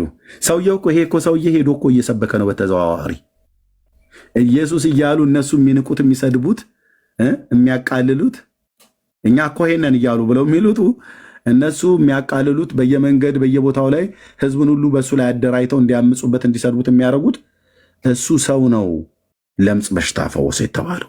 ይሄ ደግሞ በጣም በጣም በጣም በጣም በጣም አደገኛ ነገር ነው። አደገኛ ነገር ነው። በህዝቡ ዘንድ እንዳይስፋፋ አጥብቀን ይህን ሰውዬ ልናስወግደው ይገባል እያሉ ጌታ ኢየሱስ በሄደበት ቦታ ሁሉ እየተከታተሉ ሊገሉት ታውቃለህ፣ ሊገሉት። አይ በቃ እንደዚህ ማዝም ካሉ ይሄ ህዝባችንና ሀገራችንን ያስታል፣ ልንደፋው ይገባል አይመስልም እየተባባሉ ማለት ነው። አዎ እንግደለው አይደል? አዎ እንግደለው። የት ነው ያለው ዛሬ? እዛ ወደ ቤተሳይዳ አካባቢ ላይ እንዳለ ሰምቻለሁ ፍንጭ። እውነትህን ነው? አዎ በቃ አጥብቃችሁ በደንብ አድርጋችሁ መርምሩት። በቃ ዛሬ ማለፍ የለበትም፣ ልንደፋው ነው የሚገባው። አንዳንድ ሰው መጥቶ ምን አደረገ ግን ለምን ልትገሉት የምትፈልጉት ኢየሱስን ብለህ ብትል እንዲህ ህዝብን እንደዚህ እያደረገ ህዝብን እንትን እያለ ነው። ምን አለ ህዝብን? አይ ህዝብን በቃ ህዝቡን ለህዝቡ ለህዝብ አዛኝ አይመስሉም። ህዝቡ ማለት ህዝባችን ህዝቡና ህዝቡ ምናምን ነገር ይላል። ለህዝብ አዛኝ አይመስለው ኖ ለህዝብ አይደለም። እና ህዝቡን ታዲያ አትልም። ይሄንን እዚህ ተገትሮ የቆመ ሌዋዊ ካህን ማንም ዞር ብሎ የሚያያቸው ጠፋ። ኢየሱስ የሚባል ዝናው ናኘ በእስራኤል ምድር ላይ። አረ ነቢይ ወጥቷል ይሉልሃል አንዳንዶቹ ቆሙ። ግዴላችሁም ግን ይሄ ነገር ቆመ ብለን ብናስብ ይሻላል። እኔ እዚህ ሰውዬ ላይ የምሳደበውን ነገር ከዚህ በኋላ አልሳደብም። ነገረ ስራውን ሳየው ከብሉይ ኪዳን ነቢያት እንዳንዱ አይነት ነገር ይመስለኛል። እውነትህን ነው? አዎ ኧረ እኔ ምንም አይመስለኝም ብሎ ደግሞ የሚላል። አንዳንዱ ደግሞ አይ በእጆቹ የሚደረገውን ታምራት አታየውም እንዴ? ያሉ መነጋገሪያ ማለት ነው። መነጋገሪያ ማለት ነው። የእኔ ጌታ ይኸውልህ እቺን ዓለም መነጋገሪያ ይሆናል እንዳልኩ አይሁድ የለም ግሪካዊ እግሮቹ ስር በሙሉ አብርሃም፣ ይስሐቅ፣ ያዕቆብ፣ ሳሙኤል፣ ኤልያስ ዋቴቨር የምትላቸው በሙሉ እየተደፉለት በሰማይ በዙፋኑ ላይ ቁጭ ብሎ በአባቱ ቀኝ እየተመለከ ያለ ጌታ ነው።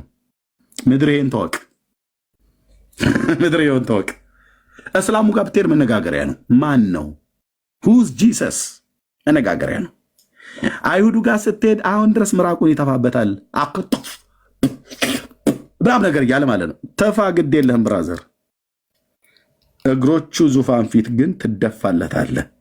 ተደፍተህለት ነው ወደ ሲኦል የምትገባው። መንግስተ ሰማያት መግባት አይደለም።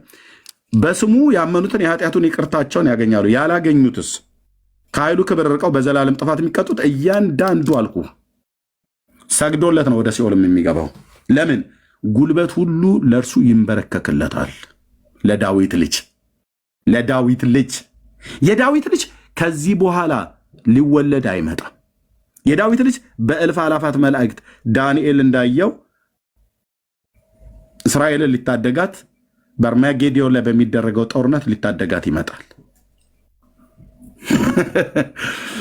አይሁድ ይህንን እንዳያቅ እግዚአብሔር በእውርነት መንፈስ መታቸው፣ ተቆጥቶባቸው ማለት ነው። ይህንን ያላወቁት ጌታ ተቆጣ በእስራኤል ላይ ተቆጣባቸው። ወንድሞች ይሄ ቃል የሰራባቸው ይላችሁ እነሱ ስለማያነቡት አያውቁትም።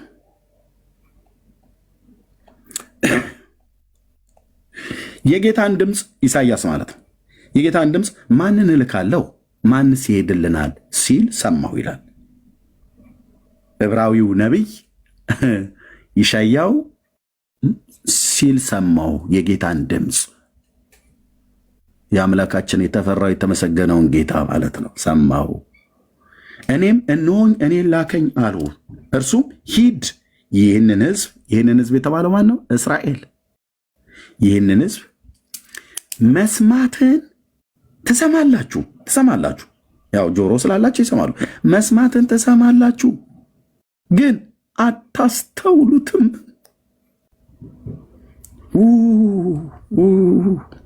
ሰምቶ እየሰማ የማያስተውል ህዝብ የማንን? ያውም የአምላኩን ቃል። በሌላስ አስተዋዮች ናቸው። እውነት ለመናገር ማለት ነው። እዚህ ፕላኔት ላይ ላለ ህዝብ እዚህ ምድር በሚባለው ፕላኔት ላይ ላለ ህዝብ እስራኤል የምትባል ሀገር መፍትሄ ነች። እስራኤል የምትባል ሀገርና ህዝብ መፍትሄ ናት። እውነት ለመናገር አልኳቸው፣ መፍትሄ ናት። በምን ጉዳይ? በየትኛውም ጉዳይ ብትመጣ፣ ጦርነት፣ ቴክኖሎጂ፣ ሜዲሲን፣ እርሻ፣ ዋቴቨር፣ የትኛውንም ትምህርት፣ ሎ፣ ህግ ናም ብለህ ብትል ሳይንቲስት በሙሉ መፍትሄ ናት። እውቀት ስላላቸው እግዚአብሔር አይምሮ ስለሰጣቸው ማለት ነው። በዚህ ላይ በእግዚአብሔር ቃል አይስ ለራሳቸውም አይሆኑ እንኳን ለሌላ ህዝብ። ለዚህ ነው አንድን አይሁዳውያን ቶሜርታች አለ አይደል ገብቶ ለሌላ ህዝብ ወንጌል ሲናገር የአምላካቸውን እግዚአብሔርን የአባቶቻችን የአብርሃምን አምላክ እግዚአብሔር እወቁት ብለው ሲሰብኩ ሰምታችሁ አይታችሁ ታውቃላችሁ? አይሰብኩ፣ አይናገሩ፣ ማዳኑን አይናገሩ።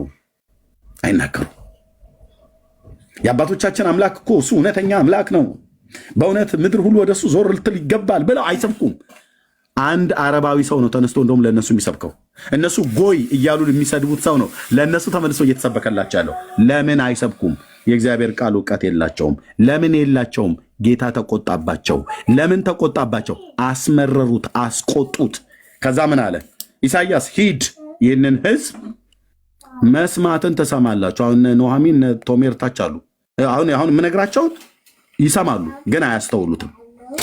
ለምን? እግዚአብሔር በቃ የእንቅልፍ መንፈስ ላቸው ላይ ድንዛዜ በአንዳንድ በኩል ሆነ። ሰኒዬስ እዚህ ያለችዋ አስተዋለች? በሰኒና በኖሃሚ መካከል ልዩነት አለ? የለም። ሁለቱም ቤተ እስራኤላውያን ናቸው። ድንዛዜው ሰኒ ላይ አልሰራም። ኖሃሚን ላይ ግን የእንቅልፍ መንፈስ ነው፣ ድንዛዜው ሰርቷል። ሰኒ እያነበበችም ታስተውላለች፣ እየተሰበከችም እንድታስተውል አደረጋት። የአብርሃም አምላክ ማለት ነው። ድንዛዜ ላይ ናቸው። ተሰማላችሁ አታስተውሉም፣ ማየትንም ታያላችሁ አትመለከቱምም በላቸው። እንዲህ ጌታ ይሄ ምንድን ነው? ይታያል አይታይም? ይታያል። ምንድን ነው? አንድ እስራኤላዊ ብታቀርብለት ሁለት እስራኤላውያን ብታቀርብ ምንድን ነው ብለህ ብትለው እስክሪፕቶ ነው ይላል። አንዳኛው ስብቶ ይሄ ምንድን ነው ብለህ ብትለው እኔ ምንም አይታየኝም ይላል። ምንም የለም ምንም። ይሄኛው አንዱ እስራኤላዊ እስክሪፕቶ ነው ብሎ ያለው፣ ሌላኛው እስራኤላዊ ኧረ እኔ ምንም አይታየኝም፣ ጥቁር ነክ ነገር አይታይም፣ ወረቀቶ በፍጹም አይታየኝም፣ የአባቶች አምላክ ምስክር ምንም አይታየኝም ይልልሃል። ለምን እንደዚህ ይላል? እኚህኛው አይሁዳዊ እስክሪፕቶ አለ ብሎ የተናገረው አይሁዳዊና እስክሪፕቶ የለም ብሎ የሚናገረው አይሁዳዊ ምንድነው ልዩነታቸው ብለህ ብትል፣ በአንደኛው ላይ የሚያየውን እንዲያስተውል እግዚአብሔር ለህይወት የሚሆን ንስሐን ሰጥቶታል። ያኛው ደግሞ እንዳያስተውል በዕውርነት ተመቷል። በዕውርነት ብያልኩት እኔ አይደለሁም፣ ልብ በል። በዓይናቸው እንዳያዩ አቤቱ ጌታዬ። ለዚህ ነው አንድን እስራኤላዊ ሰው ወንጌል ስትነግረው ቃሉ ጥሩ አይደለም እንዳልጠቀም፣ በቃ ልትራራለት ልታለቅስለት የሚገባ ህዝብ ነው። በዓይናቸው እንዳያዩ በጆሮአቸውም እንዳይሰሙ በልባቸውም እንዳያስተውሉ ተመልሰውም እንዳይፈወሱ የዚህን ህዝብ ልብ የእስራኤልን ህዝብ ማለት ነው አደንድን ደንዳኔ ምታው ልቡን በድንዳኔ ጆሮአቸውን አደንቁር ደንቆሮ ይሁኑ አይናቸው ይጨፍን እውር ይሁን አቤቱ አለኝ ማን ያለው ኢሳይያስን ባዩ ማን ነው የአባቶቻችን አምላክ ልዑል እግዚአብሔር ዋት ሰውነቴ ሁሉ ነው የሚንቀጠቀጠው ስለነሱ ቶሜር አይኑ አሁን በእውርነት የተመታ ነው ልቡ ደንድኗል ጆሮው ደንቁሯል ለማን ለአምላኩ ለእግዚአብሔር ቃል እንዳይሰማ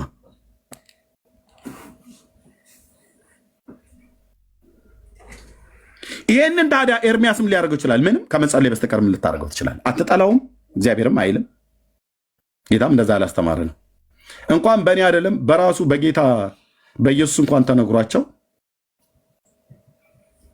እውር እየበራ እያዩ ምንድን ነው ብለው አንዳንዶቹ ይጠይቃሉ አንዳንዶቹ ግን አሳች ነው ይለዋል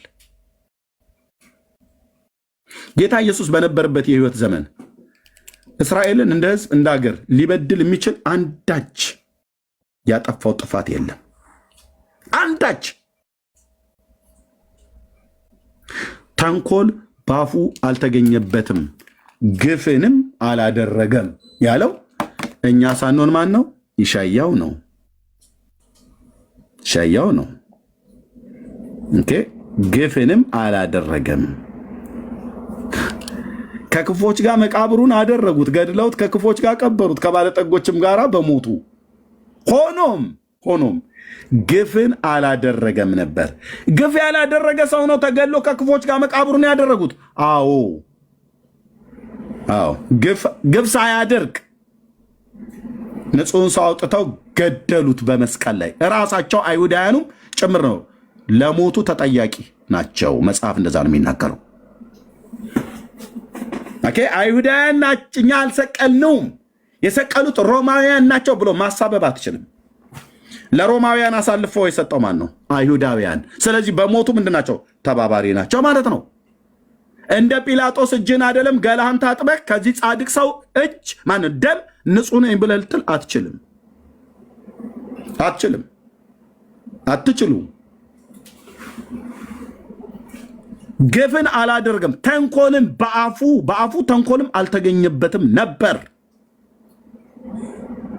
ነበር ግን ገደሉት ለምን ምክንያት ሞተ ኢሳይያስ የሞተበት ምክንያት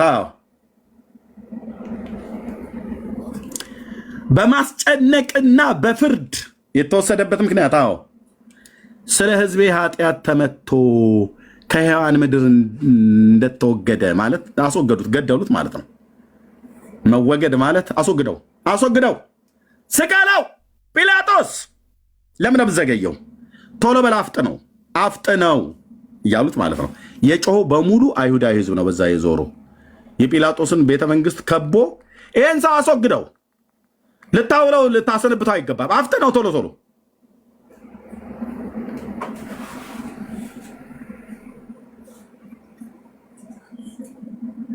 ግደለው ቶሎ ግደለው ምን አደረገ የጲላጦስ ደግሞ ክርክርኮ ጲላጦስ እኮ ጥቂት ጊዜ ተከራክሯቸዋል ምንድነው ያደረገው የራሳችሁ ወገን አይደለም እንዴ እኔ ምልህ እዚህ ያላችሁ ብዙ ወታደሮች እስራኤላውያን ስላላችሁ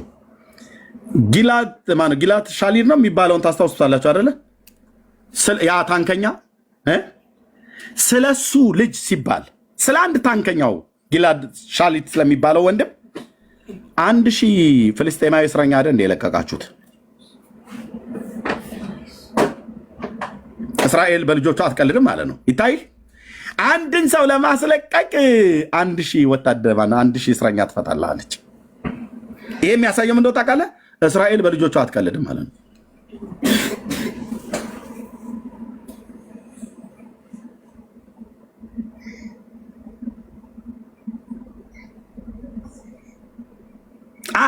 ለአሕዛብ የፋሲካን በዓል እየበላችሁ የቂጣ በዓል ማለት ፋሲካን እየበላችሁ እንዴት የራሳችሁ ወገን ለሮማውያን ተላልፎ ተሰጠ ቢግ ማርክ ኮስችን ማርክ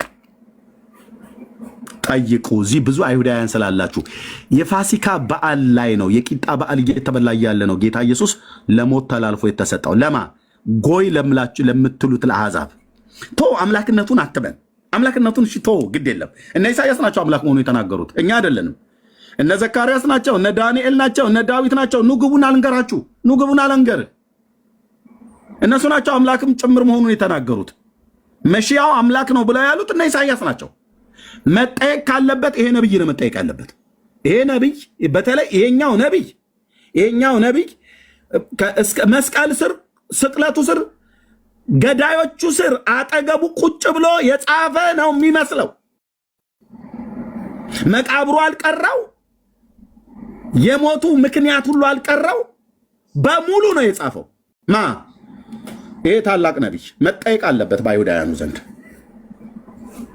ክርስቲያኖችን ሐሰተኛ ናቸው ብላችሁ ከማለታችሁ በፊት ሐሰተኛ ከሆኑ ይሄ ሰው ሐሰተኛ ነው ማለት ነው። ይሄ ሰው ሐሰተኛ ከሆነ ይሄ ነቢይ ሐሰተኛ ከሆነ ለዚህ ነቢይ የተናገረ የእስራኤል አምላክ ሐሰተኛ ነው ማለት ነው እንድንል ይሆናል ማለት ነው። እኛ ግን አንልም። ይሄም ክርስቲያኖችም ሐሰተኞች አይደለንም። ይሄም ነቢይ ሐሰተኛ አይደለም። ይህንንም ነቢይ የላከ ጌታ ኢየሱስ ሐሰተኛ አይደለም።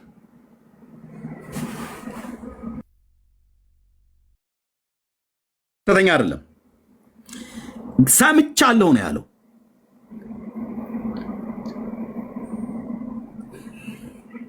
አይቷል፣ ሰምቷል።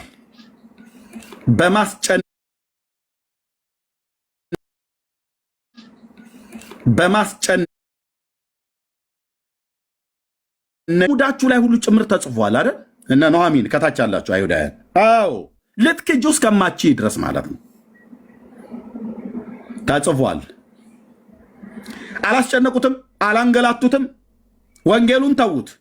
ለፍርድ ጲላጦስ አደባባይ ላይ አልቆመም። ያ የ33 ዓመት ወጣት የዛሬ 2000 ዓመት የነበረ በምን ምክንያት ነበር የቀረበው? ሴት ደፍሮ ነው? አንድ የለም። ግፍ ተናግሮ ነው? በፍጹም። ክፉ አድርጎ ነው? አንዳችም። ሰርቆ ነው? በፍጹም። ይህንን መስካሪው ማን ነው? ኢሳያስ። ይህንን የመሰከረው ማን ነው? ጲላጦስ የተባለው።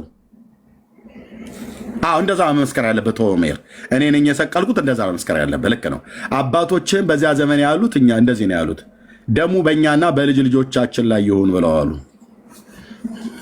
እንደዚህ ነው። አየህ፣ እንደዚህ የጻድቁን ደም በእጄ ላይ ያለ ብለህ ስትል ትከፍላለህ ማለት ነው። ዋጋውን ትከፍላለህ። እስራኤል እንደ ሀገር እንኳን ከፍላለች እኮ ብራዘር። በ70 ዓመተ ምህረት ብትንትናችሁ የወጣው ከዚህ የተነሳ ነው። ኦኬ፣ በ70 ዓመተ ምህረት በ70 ኤዲ ላይ ቢገባህ አሁን አንተ ብትል የምትለው ማለት ነው። የሰራዊት ጌታ እግዚአብሔር ምሕረትን ካላደረገልህ በስተቀር አሁን የአንተን ቤት እግዚአብሔር በመከራ ቢጎበኘው የዚህ ጻድቅ ጌታ ደም ዕዳው እጄ ላይ ያለ እያልክ ነው። ኦኬ፣ እንደዛ ነው ማለት ያለብህ። እኔ ነኝ የሰቀልኩት፣ እኔ ነኝ የገደልኩት። እንደዛ አልገደልኑም አትበሉ፣ አልሰቀልኑም አትበሉ። ለሮማውያን አሳልፎ ይሰጠማል። ራሳችሁ የራሳችሁ አባቶች ግብዞች የሆኑ የእግዚአብሔርን ቃል የማያውቁ እሱ ናቸው አሳልፎ የሰጡት። ለማ ለአሕዛብ የፋሲካን በዓል እየበሉ የራሳቸው ወገን እርቃኑን በመስቀል ላይ እንዲገደል አደረጉት። አይሁዳዊ ሰው የራሱ ወገን ከመስቀል ግርጌ ሆኖ ስቀለው ስቀለው እያሉ እያጨበጨቡ የራሳቸውን ወገን ለምን እንዲሆነ? በቃ እግዚአብሔር ትውልዱን ለመታደግ ያሰመረው መንገድ እንደዚህ ነበር ማለት ነው። ልጁን አሳልፎ በመስጠት በማስጨነቅ ነው የወሰዱት። ተመቷል፣ ተደብድቧል፣ ተቀጥቅጧል፣ ተገሏል። ለምን ኢሳያስ ይህን ሆነ? ስለ ሕዝቤ ኃጢአት ይላል። ማን ነው ሕዝብህ? ኢሳያስ እስራኤላዊ። ዋት ስለ ሕዝቤ ኃጢአት ነው የተመታው። አልገባንም። ኢሳያስ ትንሽ ብታብራራልን። ሕዝቤ ያልኩት አንደኛ የእኛን ሕዝብ ታውቀዋለህ አይደል? ኤርሚያስ ብሎ ቢለኝ አዎ አውቀዋለሁ። አይሁዳዊ ሰው እንደሆን ካውቃለሁ። የአሞጽ ልጅ እንደሆን ካውቃለሁ። ካወቅ ስለ እኔው ስለ ራሴ ስለ ጉደኛው ሕዝቤ ሲል ነው የሞተው የተደበደበው። እውነትህን ነው ብዬ አልጠይቀውም። እውነቱን የተናገረውና ስለ ሕዝቤ ኃጢአት ተመቶ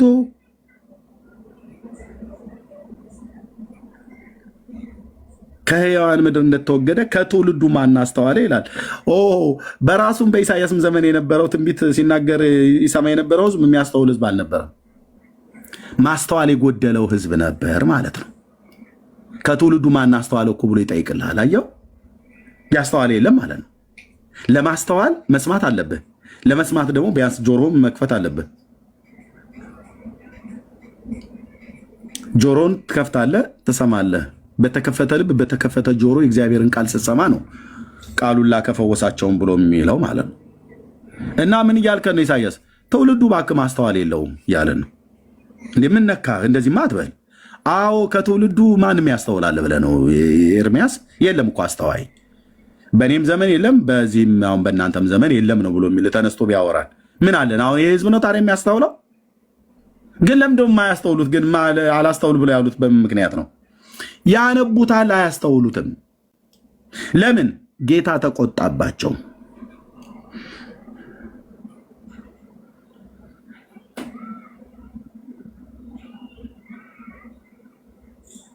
ግፍን አላደረገም፣ ተንኮልን ባፉ አልተገኘበትም። የኢሳያስ ምስክርነት ብቻ ቢሆን ጥሩ ነበረ። ጲላጦስ ራሱ መረመረውና እኔ ለሞት የሚያበቃው ምንም ነገር አላገኘሁበትም አላቸው። ምንም እና ገርፌ እንደጋችሁ ልለቀው አስቤያለሁ አላቸው። እናንተ ግን የምትሉት ሀሳብ ካለ እናንተ ልሰማ ዝግጁ ነኝ። ለሞት የሚያበቃው ምንም የለም አላቸው።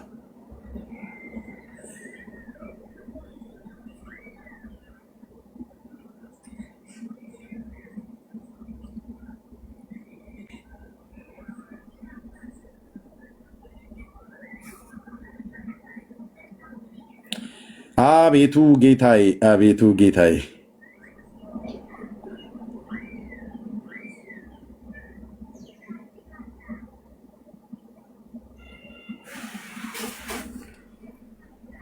ሄሮድስም እንደዛ ነው ያለው።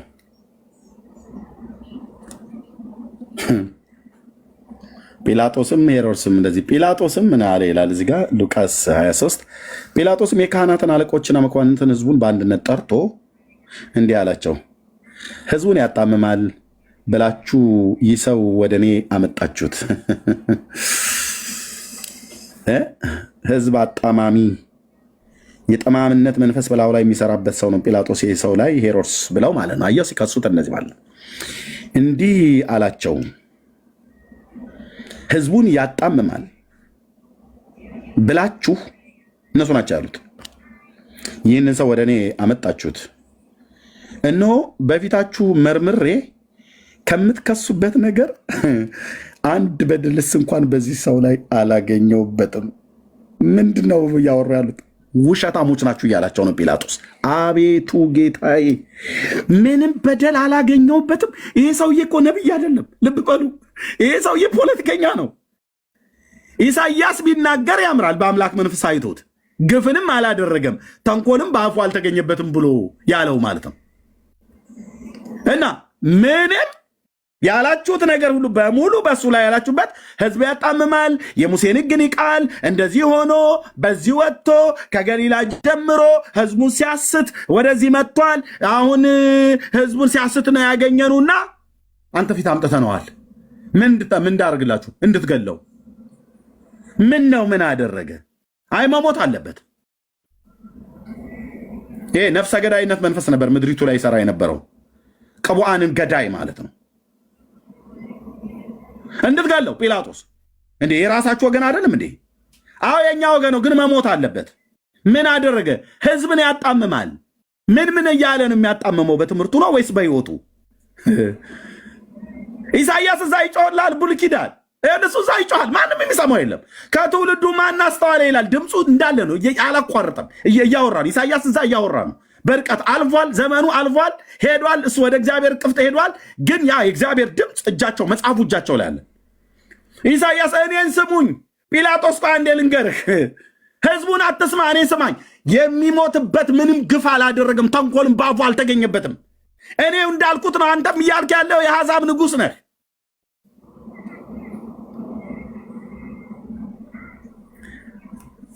ኦኬ ያጣማላው እመረምረዋለሁ አላቸው። አንድ ንጉሥ መረምረዋለሁ፣ ግድ የለም መስቀለኛ ጥያቄ የሚጠይቁት አሉ። ካስፈለግም እየደበደብን እየቀጠቀጠን እናወጣጠዋለን።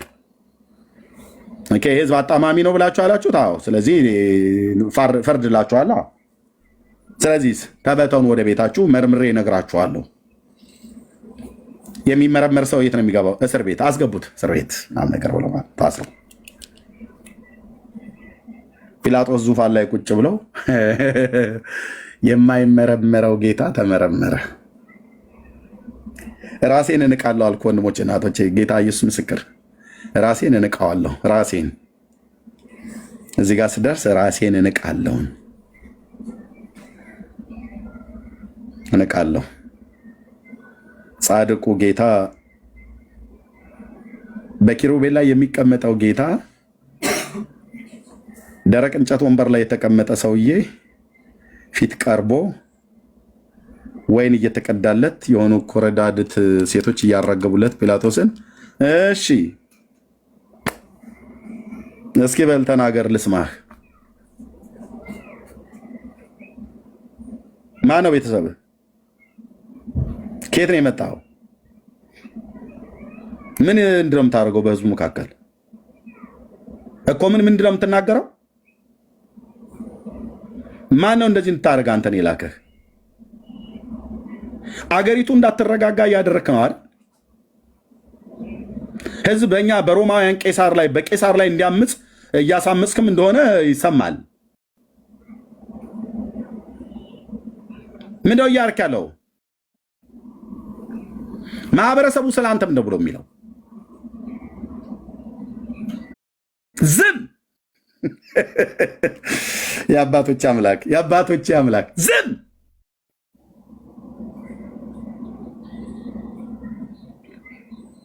መረመረው፣ አቅሙን የቻለውን ያህል መረመረው። የምርመራው ውጤት እስኪ እሺ አምጡት ይምጣ ተባለ። የሺዋ ኢየሱስ የምትሉት የእሱ የክስ እንትኑ ፋይሉ ይምጣ። ተጽፏል። የተወለድኩት ቤተልሔም ኤፍራታ ነው። እናቴ ማርያም ትባላለች። እኔ እግዚአብሔር ልጅ ነኝ። በሙሉ ተጽፏል። ኦኬ፣ የተወለደበት ቀን ይታወቃል፣ ተጽፏል። እሺ፣ አስተዳደጉ ሁሉ ዝም።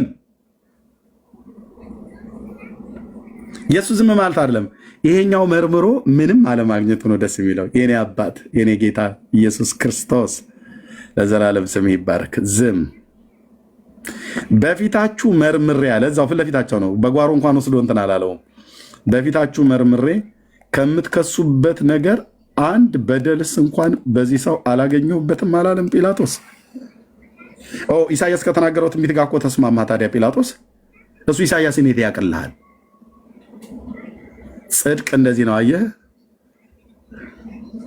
እና ሄሮድስም ደግሞ ምንም አላገኘም፣ ወደ እኔም መልሶታል። እዴ ምንድነው እየተከናወነ ያለው እስራኤል ምድር ላይ?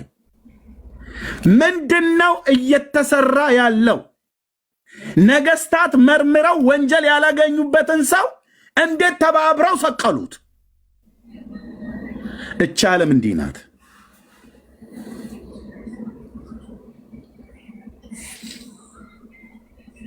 እሱ መርምሮ ሲሰለቸው ምንም ሲያጣበት ከገሊላ ጀምሮ ህዝቡን እያሳተ ብሎ ሲሆን ይሄ ሰው ገሊላዊ ነው፣ ወደ ሄሮድስ ውሰዱት ግዛቱ ነውና ብሎ ነበር።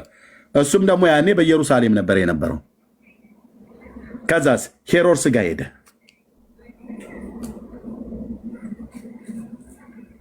እሺ ማን ነኝ ትላለህ አንተ?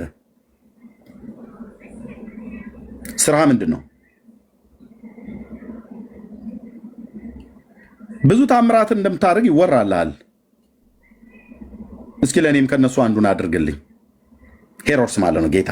ጌታ ደግሞ አሁንም ዝም ዝም ዝም። ሄሮድስ ደግሞ ምንም አላገኝበትም፣ ወደ እኔ መልሶታልና፣ እነሆም ለሞት የሚያደርሰው ምንም አላደረገም። አቤት አቤት አቤት! ለሞት የሚያደርሰው ምንም ነገር ያላደረገ ጻድቅ ሰውን የተገደለው በመስቀል ላይ አምላክነቱን እንኳን ይተውት። አዎ ዝም። ይቻለም እንዲህ ናት። ገደሉት፣ አስወገዱት። እንዲገደል ደግሞ እንዳለ የጮኸው እስራኤላዊ ነው። እስራኤላዊ ናቸው የጮሁት። ይህ ጌታ ነው ለምጹን ከፈወሰው በኋላ ሂደህ ራስህ ለካህን አሳያለው። ለምን? እንደ ሙሴ ሕግ አንደኛ ምስክር እንዲሆንባቸው፣ ሁለተኛ እንደ ሙሴ ሕግ መባና መስዋዕትን እንዲያቀርብ። ለምን? ካህኑ አይቶ ለምጻም እንዳለ ሁሉ ካህኑ አይቶ ከለምጽ ንጹህ ነው ብሎ እንደ ሕጉ የሚቀርበው መስዋዕት ካቀረበ በኋላ ከዛ ወደ ቤተሰቡ እንዲቀላቀል ያደርጋል። አየህ ትህትናውን። ከፈወሰው እንኳን በኋላ ሄደህ ራስን ለካህን አሳይ ብሎ ይላል እንጂ እንደፈወሰው ወዲያው አልጋን ተሸክመ ወደ ቤት ሂድ ብሎ እንዳለው ሰውዬ እንደዛ አላደረገም። ሕጉን እንዴት እንደሚጠብቅ አየኸው? ይሄ ጌታ የእኛ ጌታ ነው። ይህን ጌታ አናፍርበትም። ይህን ጌታ አይደለም በአይሁድ ፊት በማንም ፊት አናፍርበትም።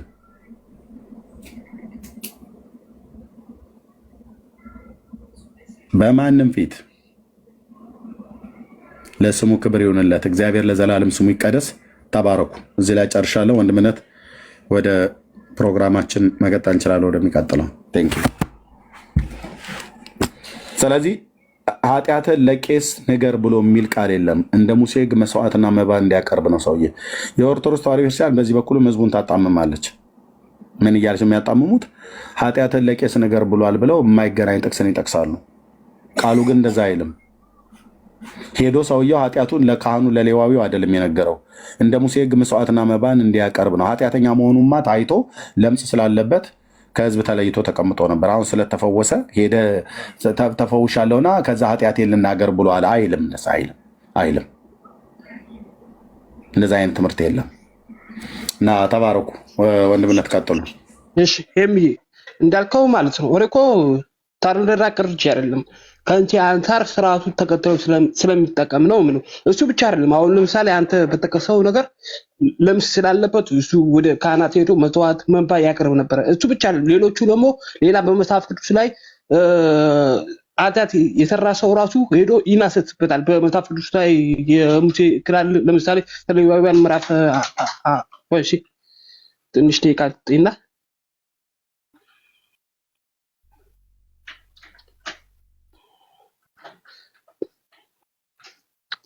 ዘሌዋውያን ምዕራፍ 5 ቁጥር 5 ላይ እስከ 6-10 ላይ አለ።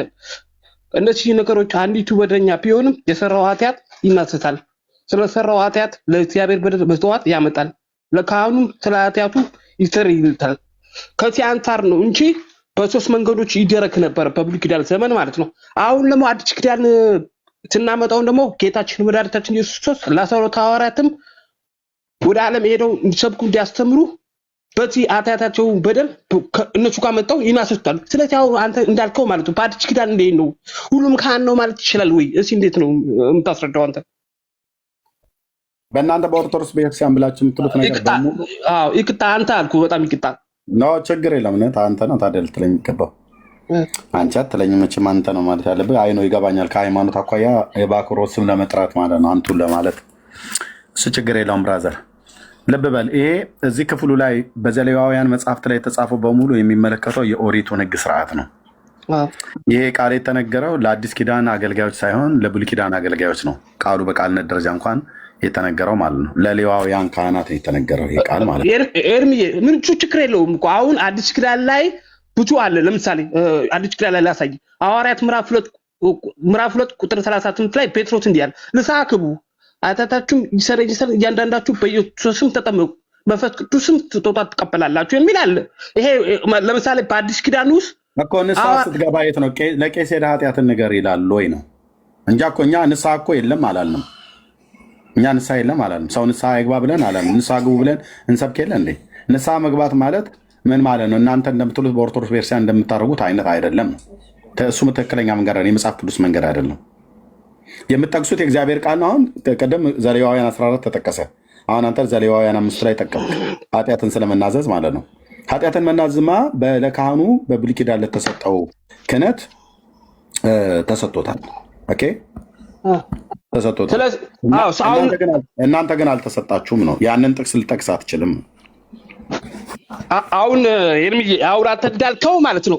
ለምሳሌ አዲስ ኪዳን ላይ ዲቁና ክህነት ሐዋርያት ባደረጉበት ይሄ ገመድ እኔ እንደተማርኩ እንዳወቅኩት የሐዋርያት መሰረት አድርጋ ነው ኦርቶዶክስ ተዋሕዶ ቤተክርስቲያን የመጣችው። እሺ ይችላል፣ ችግር የለውም። አንተ ማለት ይችላል፣ ችግር የለውም።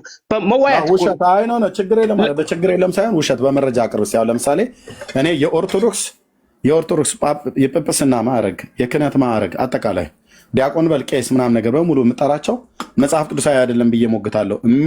የሚሞግት ሰው ካለ ይምጣ። በሙሉ የኦርቶዶክስ የክህነት አገልግሎት መጽሐፍ ቅዱሳዊ አይደለም። አሿሿሙ ራሱ ማለት ነው። አሿሿሙ የድቁና አሿሿም፣ የቄስ አሿሿሙ፣ የጳጳስ አሿሿሙ መጽሐፍ ቅዱሳዊ አይደለም። በብሉይም በአዲስ ኪዳን ሲመዘን ውድቅ የሆነ መጽሐፍ ቅዱስ የማያውቀው ክህነት መጽሐፍ ቅዱስ የማያውቀው አሿሿም ነው። እስኪ አሁን አንድ ቄስ ይምጣና ነው ብሎ እስኪ ይናገር፣ ወይ ደግሞ አንተ ካወቅ እስኪ ተናገር። በቃ እንደዛ ከሆነ በጣም ብዙ ነገር መዋያት ያስፈልጋል። ዲቤቱን ብታመቻቸው አሪፍ ነበረ እኮ። አንተ ባልከው መሰረት ከሆነ አሳማኝ አይሆንም ብዬ ነው የማስበው። ምክንያቱም ውሸት ከምትል ይልቅ እንዋይ፣ እንስማማ። ኖ ለምን መሰለህ አቅምህ ማወቅ አለብህ እንጂ አሁን አንተ ውሸት ከምለው ከምትደመድመው የሚስማማው ማለስማማው ብትናገር ጥሩ ነው። ቤትን በዓለም አቀፍ ደረጃ ራሱ ክህነት ተቀባይነት የተገኘ እንደሆነ ይታወቃል። በካቶሊክም በኦርቶዶክስም ይታወቃል እኮ መሸፋፈን ስለማያስፈልግ ማለት ነው። ከእውነቷ አንጻር እኔ እንደሳል ብትናገርማ መልካም ነው ብዬ ነው የማስበው እኔ። እሺ መጽሐፍ ቅዱስ ያላጸደቀልህን ዓለም አቀፍ አጽድቆልኛል ብለህ ስትል ቀልድ ነው። መጽሐፍ ቅዱስ አያጸድቅላችሁም የእናንተን ክህነት። ምን አልከኝ? ድገም ነው አሰማሁም። ይቅጣ። መጽሐፍ ቅዱስ አያጸድቅላችሁም የእናንተን ክህነት። አንተ አልካ እኔ አምናለሁ እኮ ይጸድቃል ያምናል። በመጽሐፍ ቅዱስ አረጋግጥልኝ። ብርክዬ ያውራው ቁርስ ልበላ ነው። በመጽሐፍ ቅዱስ አረጋግጠልን ክህነታችሁ መጽሐፍ ቅዱስ አይመሆኑ ማለት ነው። እንደዚህ ብናረግ ሴርምዬ አሁን አብርሽን ብንጠይቀው ለምሳሌ አብርሽ ካህና አንተ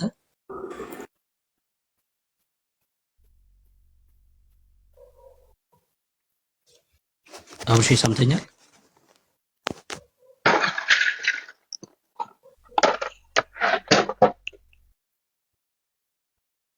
አብርሽ ይሰማል ድምጼ? የኤርሚ ይቻላል። ያንተ ጥሩ አይደለም። ያንተ ምንም የሚሰማ ለምንድን ነው የማታወራኝ? እኔ ማውራት ማትፈልገው ለምንድን ነው? ትንሽ ነው መስማት አትችልም። አቅሜ አይፈቅድልኝ እንጂ የኤርሚ ድምፁ በደንብ ይሰማል። ያንተ ግን አይሰማም። ትንሽ ነው። ይቅርታ። እሺ ጮክ ልበል። እሺ አሁንስ ይሰማል? ወይ ንገሩ ብታስተካክል ጥሩ ነበረ። እሺ አሁንስ በደንብ ይሰማል? ይኸው ጠጋ አደረኩኝ በደንብ ስልኬ። በቃ ችግር ትንሽ ከወዳለኝ በቃ እናንተ ቀጥሉ፣ ችግር የለውም። በሌላ ጊዜ እንገባለሁ። አባቴ ወንድሜ አሁን አይሰማም? አብርሽ ወንድምና ትንሽ ከፍ አድርገህ ድምፁ ትንሽ እንትን ስላለ የኤርሚ በጣም ቆንጆ ነው፣ ጥሩ ነው። ያንተ ግን ለሱ ትንሽ ከፍ አድርገህ። እሺ አሁንስ አብርሽ ይኸው በደንብ ጮክ እያልኩ ነው። እሺ አሁን እሺ ኦኬ እሺ ቀጥል። አሁን ይሰማል? አዎ ይሰማል። አዎ ናይስ። እሺ አንተ ካህና አብርሽ? አይደለም አማኝ መጽሐፍ ቅዱስ ይዛል? አዎ ይሻል። እስኪ አንደኛ ጴጥሮስ ምዕራፍ 2 ክፈትልን አንዴ። እሺ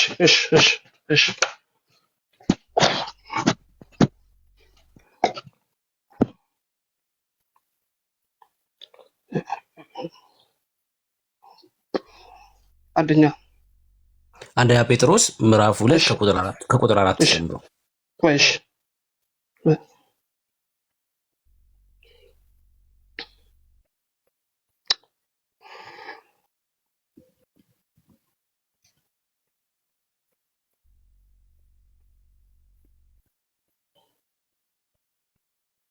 ስልኬ እያስቸገረኝ ነው። ይቅርታ። ቆይ ችግር የለውም። እሺ ችግር የለውም።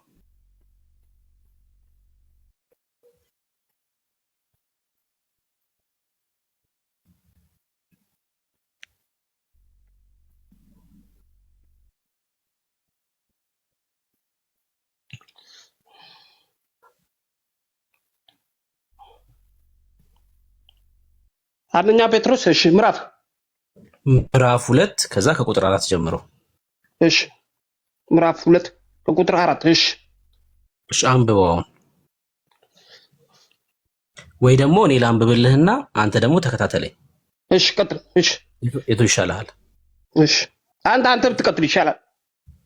እሺ አንተ ተከታተለኝ ሳነብልኝ። አነባለሁ፣ ይከታተላል። እሺ በሰው ወደ ተጣለ በእግዚአብሔር ዘንድ ግን ወደ ተመረጠና ክቡር ወደ ሆነው ወደ ሕያው ድንጋይ ወደ እርሱ እየቀረባችሁ እናንተ ደግሞ እንደ ሕያዋን ድንጋዮች ሆናችሁ በኢየሱስ ክርስቶስ ለእግዚአብሔር ደስ የሚያሰኝ መንፈሳዊ መስዋዕትን ታቀርቡ ዘንድ ቅዱሳን ካህናት እንድትሆኑ መንፈሳዊ ቤት ለመሆን ተሰሩ ይላል። ምን ለመሆን ይላል አብርሽ? ቅዱሳን ካህናት ይላል። እሺ በመጽሐፍ እነሆ የተመረጠና የከበረ የማዕዘን ራስ ድንጋይ በጽዮን አኖራለሁ በእርሱም የሚያምን አያፍርም ተብሎ ተጽፏልና። እንግዲህ ክብሩ ለእናንተ ለምታምኑት ነው። ለማያምኑ ግን አናጢዎች የጣሉት ድንጋይ እርሱ የማዕዘን ራስ የእንቅፋትም ድንጋይ የማሰናከያ አለት ሆነ። የማያምኑ ስለሆኑ በቃሉ ይሰናከላሉና ወይ ደግሞ ይሰናከሉበታልና ለዚህም ደግሞ የተመደቡ ናቸው። እናንተ ግን ይላል ቁጥር 9 አሁን እዚህ ክፍል ላይ ወደምስ ነው። እናንተ ግን ከጨለማ ወደሚደነቅ ብርሃን የጠራችሁ የእርሱን በጎነት እንድትናገሩ የተመረጠ ትውልድ፣ የንጉሥ ካህናት፣ ቅዱስ ሕዝብ፣ ለርስቱ የተለየ ወገን ናችሁ ይላል። እዚህ ላይ ካህናት ናችሁ ይላል አይደል? የትኛው ምኑ ላይ? ቁጥር 9 ላይ እናንተ ግን እስኪ አንብበው አንተ። እሺ አንደኛ ጴጥሮስ መልእክት የጻፈው ማን? ጴጥሮስ ነው። ጴጥሮስ ለማን ነው የጻፈው? ለ12ቱ ወገኖቹ ማለት ነው። ስለዚህ እነሱ ካህናት ናቸው የተመረጡት ማለት ነው። ሐዋርያት ከሰውስ አንዱ የተመረጡት ናቸው። ለእነሱ መልእክት ነው የተጻፈው። አይ አይልም እንደዛ። ወደ ክርስትና ለመጡት ከይሁዲ እምነት ወደ ክርስትና ለመጡት ነው መልእክቱን የጻፈው። ለይሁዲዎች አይደለም እኮ የጻፈው። ከይሁዲ እምነት ወደ ክርስትና ለመጡ ክርስቲያን ለሆኑት ነው የጻፈው። አሁን ብርቂ ግልጽ አደረገው። ቆይ አንዴ እንደዚህ እናድርግ። እሺ ቁጥር 9 ነው አንብበው። ቁጥር 9 ነው አንብበው። ምን አልከኝ? ቁጥር 9 ነው አንብበው። ቁጥር 9 እሺ እሺ አንብበው እስኪ። ምዕራፍ ስንት ነው ያልከው? ምዕራፍ 2 አላገኘከውም? እንዲያው እሺ አግኝቼዋለሁ። ምዕራፍ 2 አግኝቼዋለሁ። አንተ ደግሞ ምዕራፍ 9 አንብበው አልከኝ አይደለ? ኖ ቁጥር 9 ምዕራፍ 2 ቁጥር 9 አንብበው ነው ያልኩት። እሺ ቀጥል እስኪ አንተ አንብበው። እናንተን ግን ካስቸገረን ያነብልሃለሁ። እሺ እናንተ ግን ከጨለማ ወደሚደነቅ ብርሃኑ የጠራችሁን የእርሱን በጎነት ከጨለማ ወደ ሕይወት ማለት ነው አይደል? እንድትናገሩ የተመረጠ ትውልድ፣ የንጉሥ ካህናት፣ ቅዱስ ሕዝብ፣ ለርስቱ የተለየ ወገን ናችሁ ይላል። የንጉሥ ካህናት ናችሁ ይላል አይደል? ክርስቲያኖችን። እሺ ቀጥል። እሺ ልክ ነው አይደል? አዎ ብላል። ቀጥል። እሺ ሰው ካህን ነኝ ማለት ነው አይደል? እኔ እንደዚህ አይልም። እናንተ ሁላችሁም ካህን ነው አይል ከጨለማ ወደ ብርሃን የመጡትን ነው ካህን ናችሁ የሚለው አይልማ። አሁን ለምሳሌ አንተ አሁን እንደዚህ ቢሆን ኖሮ ጌታችን መድኃኒታችን ሶስት 12 ሐዋርያት ባልመረጠ ነበር፣ ሁሉም ይመርጣቸው ነበር። እሱ ብቻ አይደለም፣ በይሁዳ ፋንታ አንዱ የተመረጠው ሰሎት ተደርጎ ተመርጦ ነበር። አንዱ ይሄ ስለተፈቀደለት ሁሉም ቢሆን ኖሮ ይሄ ፖል ነበረ። ስለዚህ አሁን አንተ እንዳልከው ማለት ነው በአዲስ ኪዳን ሁሉም ካህናት ነው የሚባለው። በቃ ኦፍ ኮርስ አዎ ካህናቶች ነን፣ ክርስቲያኖች ካህናቶች ናቸው። ሌላ ጥቅስ ልጨምርልህ። ለምሳሌ ሌላ ጥቅስ ልጨምርልህ። ችግር የለውም። እሺ ሌላ ጥቅስ ልጨምርልህ። ራእይን የጻፈው ማን ነው?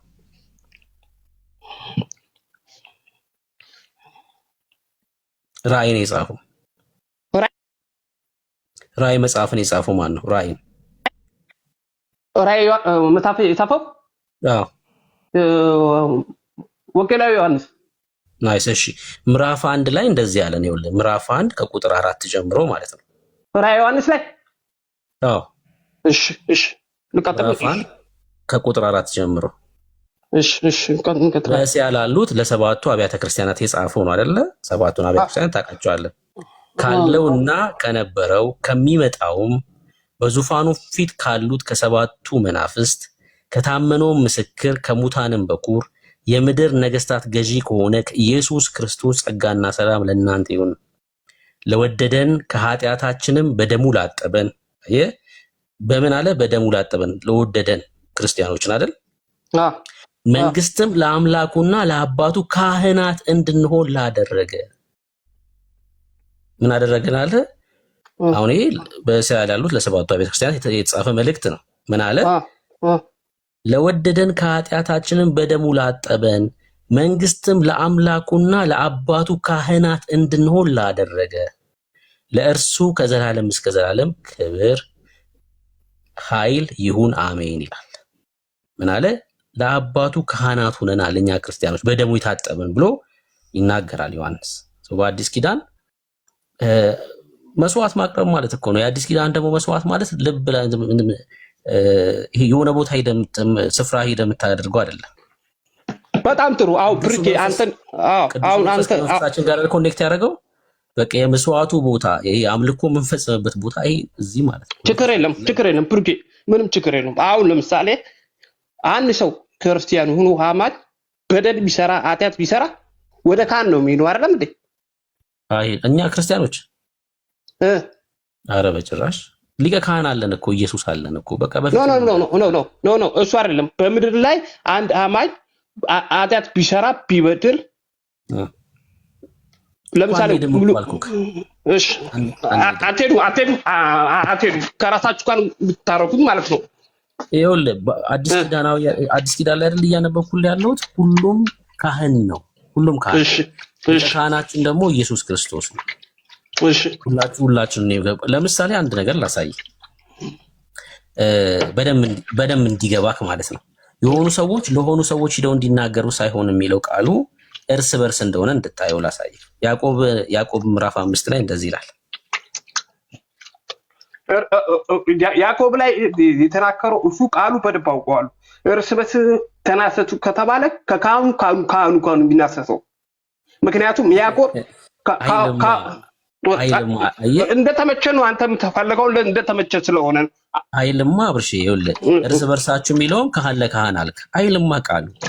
ያዕቆብ አይደለ የተናገረው? ያዕቆብ ካህን አይደለም። ያዕቆብ ካህን ነው የሚያሳየኝ ማለት ካህን ነው ስትለኝ እንደ ክርስቲያን የተለየ ክህነት የለውም እያልኩ ነው። ሐዋርያ ነው ያዕቆብ ሐዋርያ ነው፣ ግን እንደ ክርስቲያን ደግሞ ካህን ነው። ሁሉም ክርስቲያን ካህን እንደሆነው ማለት ነው። ሁሉም ክርስቲያን ካህን እንደሆነው እርስ በርሳችሁ ሲል ለካህናት ነው አልክ አንተ። አሁን ይሄ እግዚአብሔር ቃል ላይ የራስን ሐሳብ መጨመር ነው። አየህ የራስን ለምን የራሴ አስተሳሰብ አትበል እኮ እኔ ከመጣሁበት ከቤተክርስቲያን ሐሳብ ከተማርኩት ከትርጓሜው ከመጽሐፎች ካነበቡት ሐሳብ ተምሬ የመጣሁበት ነው። የራስን አስተሳሰብ ነው ማለት አይደለም። ለማንኛውም ይመችና ሌላ ቀን እገባለሁና አሁን ጆሮ ትንሽ ድክም ስላለ ነው። አመሰግናለሁ ብሩክዬ። እሺ አብርሽ ተባረከሽ። አሜን። ሁላችሁም አክብራችኋለሁ። አመሰግናለሁ። በርቱ። እሺ አብርሽ ተባረክ። እንወዳለን። እሺ በጣም እንወዳለን። እኛም እንወዳችኋለን።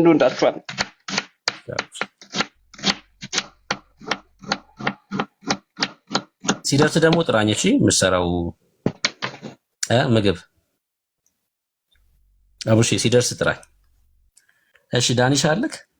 እሺ ተባረክ። ዳኒ አለክ?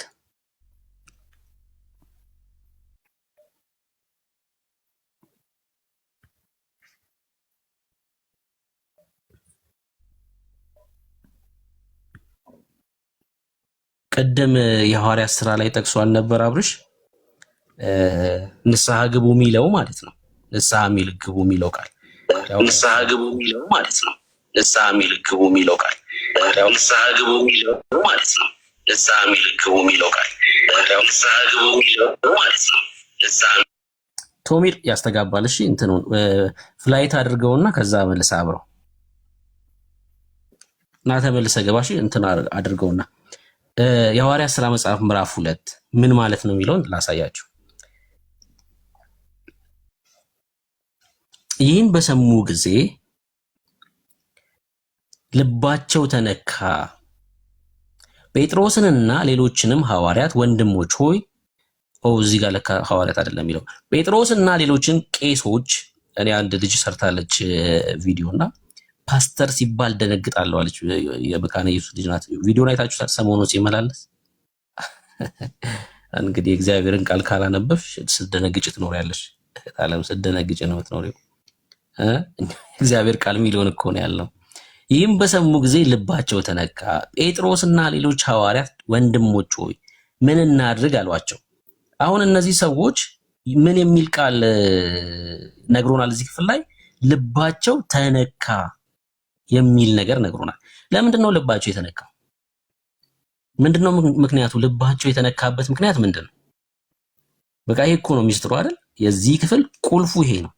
ልባቸው የተነካው ምን ስለሆነ ነው? የሐዋርያት ሥራ መጽሐፍ ምዕራፍ 2 ላይ ያሉት ሰዎች እነማን ናቸው? ልባቸው የተነካው ለምንድን ነው? እንደዚህ ከተጠና መጽሐፍ ቅዱስ ማለት ነው በቃ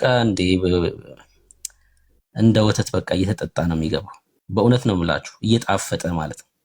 እነማን ናቸው አልኳችሁ? እዚህ ክፍል ላይ ያሉት ሰዎች እዚህ ክፍል ላይ ያሉ ሰዎች እነማን ናቸው? ሐዋርያት ሥራ መጽሐፍ ምዕራፍ 2 ላይ ያሉት ሰዎች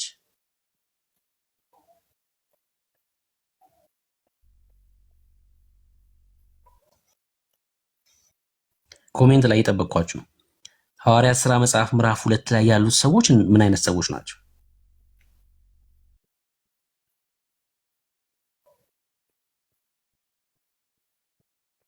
አሕዛቦች፣ ክርስቲያኖች፣ አይሁዳውያን? ቶሎ በሏ። የሐዋርያት ሥራ መጽሐፍ ምዕራፍ 2 ላይ ያሉት እነዚህ ልባቸው የተነካ ሰዎች ምን አይነት ሰዎች ናቸው? የዳኑ ሰዎች። ክርስቲያን ማለት ለክርስቲያን የተሰበከ ስብከት ነው። ከዛ ነው ልባቸው የተነካው። እሺ፣ ይሁዲዎች። እሺ፣ አይሁዳውያን ናቸው። እሺ፣ 3 ሰው ጽፏል። እሺ፣